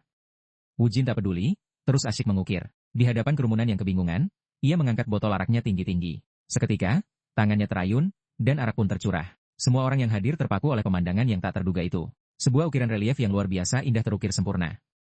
Ia berdiri di sana, menyesap arak dengan puas, lalu melirik kerumunan. "Aku sedang menghitung di sini. Atau harus kuhentikan?" Orang lain melambaikan tangan, "Oh, tidak perlu. Aku bertanya karena musiknya tiba-tiba berhenti. Kenapa kalian berhenti bermain? Kita tidak boleh mengganggu kesenangan pahlawan kita." Meskipun tidak senang, para gadis penyanyi itu patuh melanjutkan alunan musik mereka. Semua tamu dengan saksama mengamati Wu Jin, dan ia pun segera melanjutkan ukirannya. Alunan musik yang merdu berpadu dengan ritme ukiran, menciptakan suasana yang semakin hidup dan memukau. Setiap gerakan Wu Jin begitu tegas dan penuh keyakinan. Beberapa saat kemudian, patung Buddha yang luar biasa indah rampung. Sungguh sebuah mahakarya yang menakjubkan. Dan Wu Jin bilang, "Itu untuk bayar arak." Zusan pun terkesima, "Pak tua itu pernah bilang, dengan bakatmu, semua orang di dunia ini akan berebut ingin menjamumu." Dan benar saja, efek dari ukiran Dewi Kuan Im 1000 tangan itu luar biasa. Keesokan harinya, seluruh rumah hiburan di kota itu berbondong-bondong mencari Wu Jin, mengundangnya datang. Wu Jin terkekeh puas, melirik Zusan dengan bangga. Dan dimulailah perjalanan Wu Jin dari satu rumah hiburan ke rumah hiburan lainnya. Setiap kali, ia meninggalkan ukiran relief yang berbeda, kadang Buddha raksasa Leshan, kadang naga perkasa memegang apel. Dan setiap kali pula, ia disambut dengan ramah dan diberi hadiah untuk dibawa pulang. Setelah itu, mereka membawa makanan ke para pengemis di bawah jembatan, membagikannya. Tentu saja, Xiao Shan, penyelamat Zusan, juga ada di sana. Wu Jin duduk di sana, mengamati dengan senyum tipis, berpikir dalam hati. Nah, akhirnya senyum juga. Mereka lalu kembali dan berbaring telentang di ranjang untuk tidur. Zusan, yang berbaring di tanah, tiba-tiba bertanya, "Hari ini kita ke rumah hiburan lagi?" "Ya." Wu Jin menggeleng, "Istirahat saja hari ini. Aku bahkan tidak ingat sudah berapa hari kita minum terus." "Kenapa? Kau mau pergi?" Zusan menjawab, "Tidak, aku cuma bertanya." Hujannya terlalu deras. Wu Jin berbaring lagi, menyetujui. Tepat saat itu, sebuah suara dari luar memanggil Zusan. Keduanya menjulurkan kepala keluar jendela untuk melihat. Orang yang datang adalah pria parubaya dari sekte pengemis bernama Sanjiu. Setelah mendengarnya, Zusan terkejut, Xiao Shan hilang. Sanjiu mengonfirmasi, "Betul, Tuan. Dia selalu bilang kemana perginya, dan dia sangat penakut. Di hari hujan seperti ini, dia tidak pernah pergi jauh. Pasti bajak laut Sang Shangtai yang membawanya." Zusan ragu, "Bajak laut? Apa kau yakin?" Sanjiu menjelaskan, "Sejak aku ingat, setiap setengah bulan atau lebih, satu anak menghilang. Awalnya, semua orang mengira mereka tersapu air, tapi banyak orang telah melihat bajak laut menculik anak-anak dengan mata kepala sendiri. Semua orang bergosip bahwa sekte-sekte jahat dan tidak benar itu membutuhkan anak-anak untuk perbuatan keji. Jika Xiao Shan juga ditangkap karena alasan itu, maka dia telah celaka." Zusan menepuk bahunya, menenangkannya, "Kakak Sanjiu, tenanglah, aku akan pergi menyelidiki. Aku masih punya seseorang yang bisa kumintai bantuan. Yakinlah dan tunggu kabarku." Sanjiu mengangguk senang, "Terima kasih, pahlawan besar." Ia lalu mendatangi manajer rumah hiburan, yang setelah mendengar, menjawab, "Aku akan melaporkannya kepada atasan, tapi jangan terlalu berharap." Wajah Zusan memucat, "Jangan terlalu berharap. Ini sekte pengemis, kan?" Orang itu melanjutkan, "Tentu saja kita harus bertindak, tapi tanpa bukti apapun, kita tidak bisa menghadapi bajak laut. Lagi pula, sekarang bukan waktu yang tepat." Zusan merenung dalam hati, dia benar-benar berbeda dari terakhir kali. "Mungkinkah karena aku tidak punya uang, makanya sikapnya berubah?" Orang itu melanjutkan, "Kau orang luar, jadi kau tidak tahu situasinya. Setiap tahun, selama musim semi dan musim hujan lebat, seluruh sekte pengemis Chongqing harus dalam siaga tinggi. Tahun ini, hujannya bahkan lebih deras dari biasanya. Lihatlah ini. Jika hujan turun 1 atau 2 hari lagi, sungai Yangtze pasti akan meluap. Air sungai naik, orang-orang kehilangan rumah, segalanya tersapu dan mati adalah hal biasa. Untuk mengurangi kerugian, seluruh sekte pengemis saat ini sedang membangun tanggul, tidak ada seorang pun yang tersisa untuk menyelidiki bajak laut. Meskipun begitu, aku tetap akan melaporkannya ke atas. Setelah kembali, ia menceritakan semuanya kepada Sanjiu. Ia menjawab dengan tidak senang, kau ingin aku percaya kata-kata itu? Percaya kata-kata mereka yang memperlakukan kami seperti binatang hanya karena kami bukan murid sekte pengemis. Bagaimana bisa aku percaya itu? Zusan merasa kegelisahannya sangat membingungkan. Sanjiu menjelaskan, memang benar mereka akan membangun tanggul, tapi apa hubungannya dengan kami di sini? Itu hanya untuk mereka yang berada di puncak. Zusan menyela. Meskipun begitu, sebagai orang dunia persilatan, bukankah seharusnya ada rasa keadilan? Sanjiu dengan marah menjawab, dahinya berdenyut dengan urat. Bajak laut, sekte jahat, dan kultus iblis itu juga orang dunia persilatan. Tapi apakah mereka punya keadilan? Dalam 1 dekade terakhir, aku tidak pernah mendengar sekte pengemis melawan bajak laut hanya karena pengemis yang mati. Haruskah sekte pengemis mempertaruhkan nyawa mereka? Hanya karena mereka berganti pakaian baru yang bersih, mereka selalu takut noda masa lalu mereka akan terlihat. Mereka hanya peduli menyelamatkan muka diri mereka sendiri. Zusan tanpa sadar mengingat kata-kata Pak Tua itu. Ya, semuanya bohong. Pengemis-pengemis keji, menjijikan. Aku tidak perlu merasa bersalah sama sekali. Yang lain kini mengelilingi Sanjiu, menghiburnya. Zusan kembali mengangkat payungnya, ingin pergi. Ini juga bukan kewajibanku. Aku sudah melakukan terlalu banyak. Kewajibanku sudah terpenuhi di desa Jue. Tidak, bahkan kewajiban itu hanyalah bualan seorang pembohong. Saat ia melewati seseorang, orang itu berhenti. Ia berbalik, menata unggung Zusan yang menjauh, dan memanggil, "Hei, kau. Apa kau yang mencari pengemis angin puyuh iblis? Aku Nenek Long. Apa hubunganmu dengan pria itu, Zongjian?" Zusan mengertakkan gigi, Zongjian. Bahkan namanya pun palsu. Ia mencoba menenangkan diri dan bertanya, kenapa? Kudengar dia mencuri sesuatu dan kabur terakhir kali. Apa kau kehilangan sesuatu yang berharga, Nenek Long? Nenek Long terlihat bingung, mencuri. Pengemis angin puyuh iblis itu bukan tipe pencuri. Dia tidak mengambil barang apapun, tapi dia pernah menculik seseorang. Kata-kata Nenek Long seketika mengejutkan Zusan, membuatnya terdiam membatu. Keduanya berdiri di sana mengobrol di tengah hujan. Zusan ragu, menculik seseorang. Nenek Long menghela napas. Itu adalah insiden aneh. Terjadi 20 tahun lalu. Apa kau tahu tentang perselisihan internal di Chongqing antara fraksi sekuler dan fraksi tradisional dalam sekte pengemis? Wakil ketua sekte altar umum dataran tengah saat ini, Citua, awalnya termasuk fraksi sekuler. Sedangkan wakil ketua sekte pada waktu itu, pengemis Gunung Willow, ia adalah anggota fraksi tradisional. Di permukaan, itu hanya tentang pakaian bersih atau kotor, dari konsesi hingga konflik terkecil. Akhirnya, itu terakumulasi dan berubah menjadi kebencian yang sudah lama membara. Suatu hari, pertempuran besar meletus. Pengemis Gunung Willow kehilangan nyawanya dalam kekacauan itu. Pada waktu itu, tidak ada yang bisa menghentikan perselisihan. Setelah hari yang menentukan itu, fraksi tradisional terpaksa meninggalkan Chongqing. Pada hari itu juga, pengemis angin puyuh iblis kabur, membawa putra pengemis Gunung Willow bersamanya. Bibir Zusan terkatup rapat mendengar ini. Siapa namanya? Nama asli pengemis Gunung Willow. Nenek Long tidak menyembunyikannya dan menjawab, itu Hong Zong. Kau bahkan tidak tahu nama pengemis Gunung Willow. Aku rasa kau bukan orang yang mencari putranya kalau begitu. Jika demikian, pengetahuanku berakhir di sini. Aku pamit. Hanya itu yang aku tahu tentang pengemis angin puyuh iblis. Jika kau bertemu pengemis angin puyuh iblis, katakan padanya aku aman dan sehat. Katakan padanya jika dia kembali ke Chongqing, untuk menemukanku. Tapi saat dia berbalik, Zusan sudah tidak ada, menghilang entah sejak kapan. Hanya payungnya yang tergeletak di tanah. Zusan berlari keluar ke tepi sungai, gemetar di tengah hujan. Penipuan. Ini semua bohong. Identitasnya, seni bela dirinya, bahkan fakta bahwa dia pengemis peringkat 4, itu semua palsu. Kenapa? Untuk alasan apa lagi? Ia menangis getir dan melompat ke sungai. Ia berjuang mati-matian, ingin mengambil kembali relik gurunya, tapi bagaimana mungkin itu masih ada? Yang berhasil ia tarik hanyalah rumput laut dan gulma. Setelah beberapa saat, Zusan memutuskan untuk menyelam ke dasar sungai untuk mencari. Saat ia menyelam, ia menyatukan semua informasi.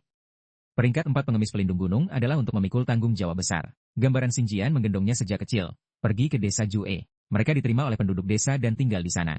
Setiap hari, selain tugas biasa, ia juga diajari seni bela diri olehnya. Kini ia akhirnya menyadari, tanggung jawab yang diemban gurunya adalah untuk melindungi satu orang. Itu untuk melindunginya. Gurunya telah kehilangan lambang pelindung. Setelah menyelam dalam, ia akhirnya menemukan tali itu. Ia segera meraihnya dan berenang ke atas, tapi sepertinya ia kehabisan napas, menghadapi kematian yang dekat. Tepat saat itu, seseorang lain melompat turun dari atas. Wu Jin berhasil menyelamatkannya tepat waktu, menariknya ke atas. Keduanya lalu ambruk di tepi pasir. Kini sudah fajar, dan cahaya matahari pagi yang samar menyinari mereka. Wu Jin dengan marah berteriak, apa kau mencoba mengotori pakaianmu dengan darah? Dasar bodoh, kau mandi di sungai dalam cuaca seperti ini. Saat ia bangkit, Ia melihat Zuzan memegang tali itu erat-erat di tangannya. Ia lalu tertawa terbahak-bahak. Wujin, tolong bantu aku kali ini. Wujin bingung, aku baru saja menyelamatkan nyawamu. Apalagi yang kau inginkan? Zuzan menatapnya serius dan berkata, tolong selamatkan Xiaoshan dari para bajak laut itu. Wujin tertegun mendengar itu. Bajak laut? Apa kau punya sesuatu yang lebih mudah untuk kutukar? Adegan beralih ke sisi lain, di mana banyak orang sibuk membangun tanggul. Wujin dan Zuzan bersembunyi di balik batu, gemetar. Tapi serius, tidakkah kau punya sesuatu yang lebih mudah? Apa kau sudah punya rencana? Apa kau benar-benar akan menghadapi mereka semua? Zuzan menggelengkan kepala. Tidak mungkin, tentu saja aku tidak akan melakukan itu. Kita hanya perlu menemukan di mana Xiaoshan ditahan dan segera mundur. Wujin mengangguk. Baik, pertama kita harus menemukannya. Pasti salah satu rumah di sana. Zuzan melanjutkan, kita tidak punya pilihan selain menyelinap masuk. Wujin terkekeh girang, menyelinap masuk, dasar bodoh. Lihat dirimu, orang-orang bisa melihatmu dari jauh. Zuzan menyarankan, bagaimana kalau kita mengoleskan lumpur ke pakaian kita untuk menyamar? Wujin membalas, apa kau serius? Apa itu terlihat seperti bajak laut? Keduanya sedang berdiskusi ketika tiba-tiba mereka menoleh ke belakang dengan terkejut. Di tepi hutan di belakang mereka, dua orang sedang berpatroli. Sial, aku lebih baik membangun tanggul daripada berpatroli dalam cuaca buruk seperti ini. Apa menurutmu bekerja di tanggul lebih mudah? Ini masih lebih baik daripada dimarahi bos. Keduanya, ketakutan, menekan diri ke batu, keduanya memikirkan hal yang sama. Ini dia, kita tamat. Kedua pria itu mengikuti jalan patroli mereka. Bibir Wujin terkatup rapat, berpikir gugup, bajak laut macam apa yang punya tim patroli. Ini adalah ide yang mengerikan untuk terlibat dalam pertempuran di sini. Tanganku gemetar. Kita tunggu saja mereka lewat. Tapi dengan kecepatan ini, mereka akan pasti melihat kita. Bisakah kita bersembunyi di bawah jembatan? Tapi tidak ada cukup ruang untuk kita berdua. Suara-suara semakin mendekat. Zuzan kini telah berada di bawah jembatan. Dia berdiri di sana, memberi isyarat dengan tangannya. Wujin melihat gerakannya dan menyimpulkan, aku akan bersembunyi di balik batu itu, dan kau akan menyelinap ke sisi lain tebing. Baiklah, hujan deras agak menutupi suara, jadi seharusnya baik-baik saja. Dia sebenarnya cukup cerdik dalam situasi ini. Sangat cepat, kedua pria itu naik ke jembatan. Wujin dengan cepat mengikuti rencana, bersembunyi di balik batu. Zuzan, di balik semak-semak, memberi jempol tanda setuju. Wujin juga mengangkat satu jari. Semuanya berjalan lancar. Dia tidak menyangka mendaki akan semudah ini. Tapi sebelum dia bisa bersukacita terlalu lama, ada keributan dari sisi Zuzan. Wujin ketakutan, basah kuyup oleh keringat. Karena dia, secara mengejutkan, menyerbu keluar secara proaktif. Mengayunkan tongkatnya, dia memukul lurus ke arah kedua pria itu. Zuzan, melihat ini, dengan cepat berlari mendekat. Meskipun serangan mendadak, dia tidak mendapatkan keuntungan apapun. Teknik staf anjing ganda seharusnya mengenai agar rencana berhasil. Dia mendongak, menghadapi mata kedua pria itu yang ganas dan mengancam, basah kuyup oleh keringat. Wujin, di sisi ini, panik dan pucat, mengumpat, bodoh. Lawan meneriakinya, kau kira kau ada di mana? Berani menghalangi jalan orang tuamu. Apa kau ingin aku menembus kepalamu? Zuzan sesaat tertegun, terdiam. Tepat saat itu, Wujin berlari mendekat, berteriak keras, bangun dan berdiri, dasar bodoh. Lawan, melihatnya menyerbu, terkejut. Masih ada seseorang yang bersembunyi di bayang-bayang. Kalian bocah-bocah sombong. Kalian masih terlalu muda dan tidak berpengalaman. Aku akan menghabisi kalian semua. Meskipun Wujin menyerbu maju dengan momentum besar, dia masih sangat ketakutan di dalam. Ini mengerikan, rasanya seperti aku terjun bebas ke dalam jurang, tapi aku tidak bisa mundur. Dalam benaknya, dia teringat tebasan horizontal dari tabib eksentrik. Gerakan itu adalah tebasan horizontal. Sebuah tebasan lebar yang menciptakan celah mengerikan. Rendahkan kuda-kuda dan serang lawan. 3 tipuan, angkat pedang secara vertikal saat lawan melambat. Lalu bidik lurus ke jantung dan tusuk. Dia menatap lawan yang mendekat dan diam-diam berdoa. Tolong biarkan ini berjalan sesuai rencana. Pertama, sebuah tipuan. Dia membungkuk, lalu mengayunkan pedangnya dari bawah, menusuk ke atas. Gerakan ini mengiris leher lawan, menyebabkan darah menyembur. Ini membuat Wujin sangat terkejut. Dia benar-benar bisa mengalahkan lawan hanya dalam satu pukulan. Sesaat kemudian, keduanya menyamar, masuk. Zuzan mengingatkan, kau masih berdarah. Wujin mengusap darah dari wajahnya, tatapan linglung masih terlihat jelas. Terima kasih. Zuzan melihat sekeliling, penuh keraguan. Tidak ada siapa-siapa karena semua orang sedang membangun tanggul. Ketika para bajak laut pergi, kita harus memeriksa setiap rumah satu persatu. Apa mereka semua pergi bersamaan? Wujin mengangguk acuh tak acuh. Dia mengatupkan bibirnya, menundukkan kepala, mencoba menyeka darah dari bajunya. Zuzan, melihat ini, memukulnya. Bodoh, fokus. Apa kau berencana menyelinap masuk dengan penampilan seperti ini? Lain kali, jika kau tidak muncul di saat yang tepat seperti sebelumnya, kau tamat. Wujin membalas, kau bahkan tidak tahu apa artinya menyelinap masuk. Jika kau benar-benar ingin menyelinap masuk, kau seharusnya diam dan tetap bersembunyi sejak awal. Zuzan terdiam sesaat dan hanya bisa pergi. Kau yang tidak bisa membaca isyarat tangan. Dia kesal. Apa kau mengalihkan pembicaraan? Bagaimanapun, mulai sekarang, diam dan bertindak cepat. Temukan Xiaoshan dan segera keluar. Tidak ada lagi pertarungan. Dan jangan berteriak nama-nama teknik lagi.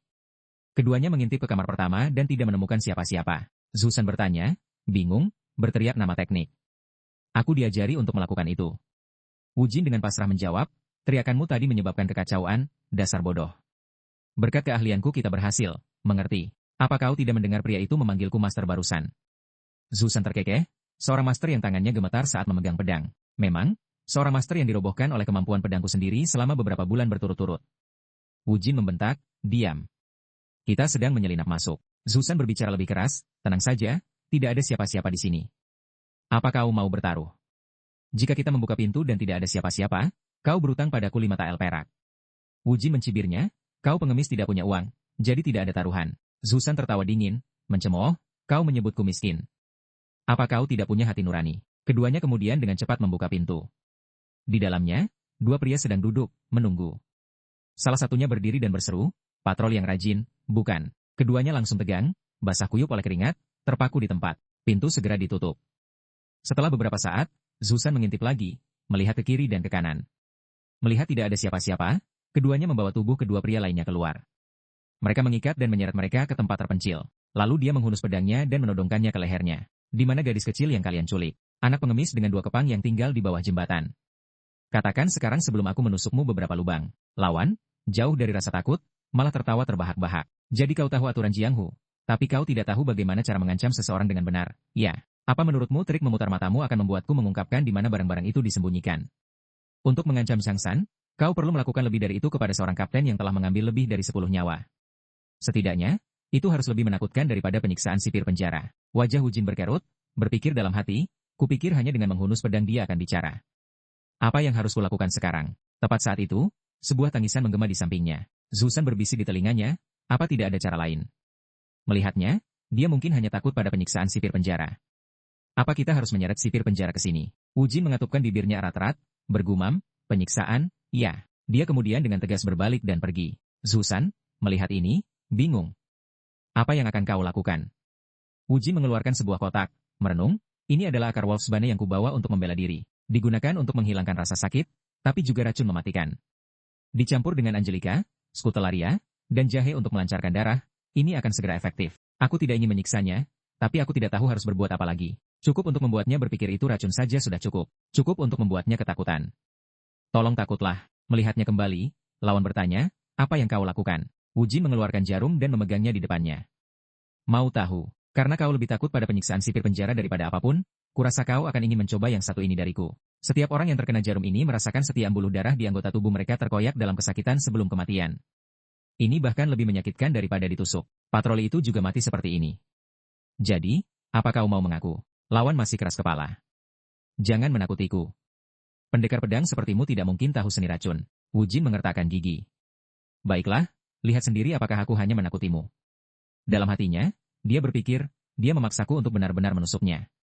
Aku belum mengukur dosisnya, jadi aku bahkan tidak tahu seberapa efektif itu. Jika ini terlalu ringan, dia akan menjadi semakin keras kepala, dan kemudian aku akan tamat. Memikirkan ini, dia dengan tegas menusukkan jarumnya. Lawan mencibirnya dengan dengusan dingin, lihat. Tidak terjadi apa-apa, tapi segera setelah itu, dia dengan kesakitan batuk seteguk darah segar. Pria di sampingnya, melihat ini, panik, Kapten. Pemuda itu menggeliat dalam rasa sakit yang tak henti-hentinya. Di sisi ini, Wu Jin masih mengawasi dengan seksama. Seluruh meridian tubuh lawan kini terlihat berdenyut-denyut. Matanya perlahan menjadi kosong. Penampilannya saat ini benar-benar sangat menyedihkan. Wu Jin sendiri sangat terkejut sehingga tangan yang memegang jarum bergetar.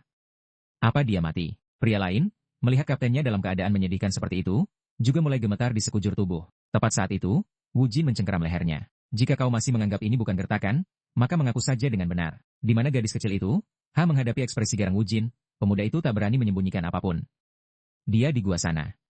Satu orang menggunakan pedang, satu lagi mengandalkan keahlian medis untuk merenggut nyawa. Keduanya kemudian menuju gua tersebut. Demi melindungi Zusan, ia menghunus pedangnya. Demi menyelamatkan Xiaoshan, ia menggunakan keahlian medisnya. Dan di atas segalanya, ia telah membunuh orang. Satu kali disengaja, satu kali tidak disengaja. Apakah benar-benar tidak disengaja? Sepanjang perjalanan, melihat Wu Jin masih cemberut, Zusan bertanya. Apa salah kau membunuh pria berparut itu? Wu Jin balik bertanya, kenapa? Dia membunuh lebih dari 10 orang, membual tentang kejahatannya. Orang seperti itu pantas mati. Meski itu sebuah kesalahan, aku tak menyesalinya. Cepat temukan Xiao Shan dan segera pergi. Hujan tak henti-hentinya ini sangat tidak nyaman. Zusan menatap Wu Jin, merenung dengan gelisah. Apakah aku salah meminta bantuannya? Tidak ada jalan kembali sekarang. Ini semua karenaku. Setelah berjalan beberapa saat lagi, keduanya tiba di persimpangan jalan. Keduanya benar-benar tegang. Jalan mana yang harus kita ambil? Sisi ini bau sekali, dan sisi itu tidak berbau. Haruskah aku mencoba mengendus untuk mencari arah? Atau kau bisa berjaga di sini sementara aku mengintai ke depan? Wu Jin hendak mengatakan sesuatu ketika Zusan mengangkat tangan untuk menghentikannya. Seseorang datang. Ia kemudian berbaring telentang di tanah, menempelkan telinganya untuk mendengarkan. Wu Jin bertanya dengan gugup, berapa banyak dari mereka? Zusan menjawab dengan tegang, banyak sekali. Tidak ada tempat untuk bersembunyi. Apa yang harus kita lakukan? Wu Jin dengan serius menghunus pedangnya.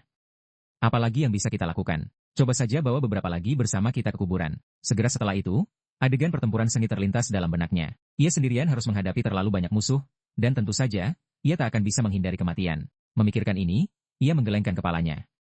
Rencana nomor 1 tidak akan berhasil. Hanya memikirkannya saja sudah menunjukkan terlalu banyak kelemahan. Pada saat ini, siluet muncul di dinding gua, menandakan musuh sudah sangat dekat. Wu Jin segera mengubah taktiknya. Kalau begitu, mari kita beralih ke tipuan Zhuo Feng. Itu gerakan asli, tapi hanya menyebabkan cedera yang cukup untuk menghentikan pergerakan. Hanya menghadapi setiap orang yang maju akan baik-baik saja. Tidak, jika aku melakukan itu, aku akan terus terpojok selamanya. Setelah terkepung, pasti tidak akan ada jalan keluar. Sialan, apakah benar-benar tidak ada cara yang pasti? Seperti dalam treatise On Cold Damage atau Yellow Emperor's Inner Cannon. Aku tidak pernah belajar bagaimana menghadapi situasi terjebak di gua gelap. Saat ini, aku tidak bisa memikirkan cara apapun, tapi aku sama sekali tidak bisa berlutut dan memohon ampun. Para lawan berjalan mendekat dan sangat terkejut melihat keduanya. Hanya 2 dari mereka. Betapa beraninya.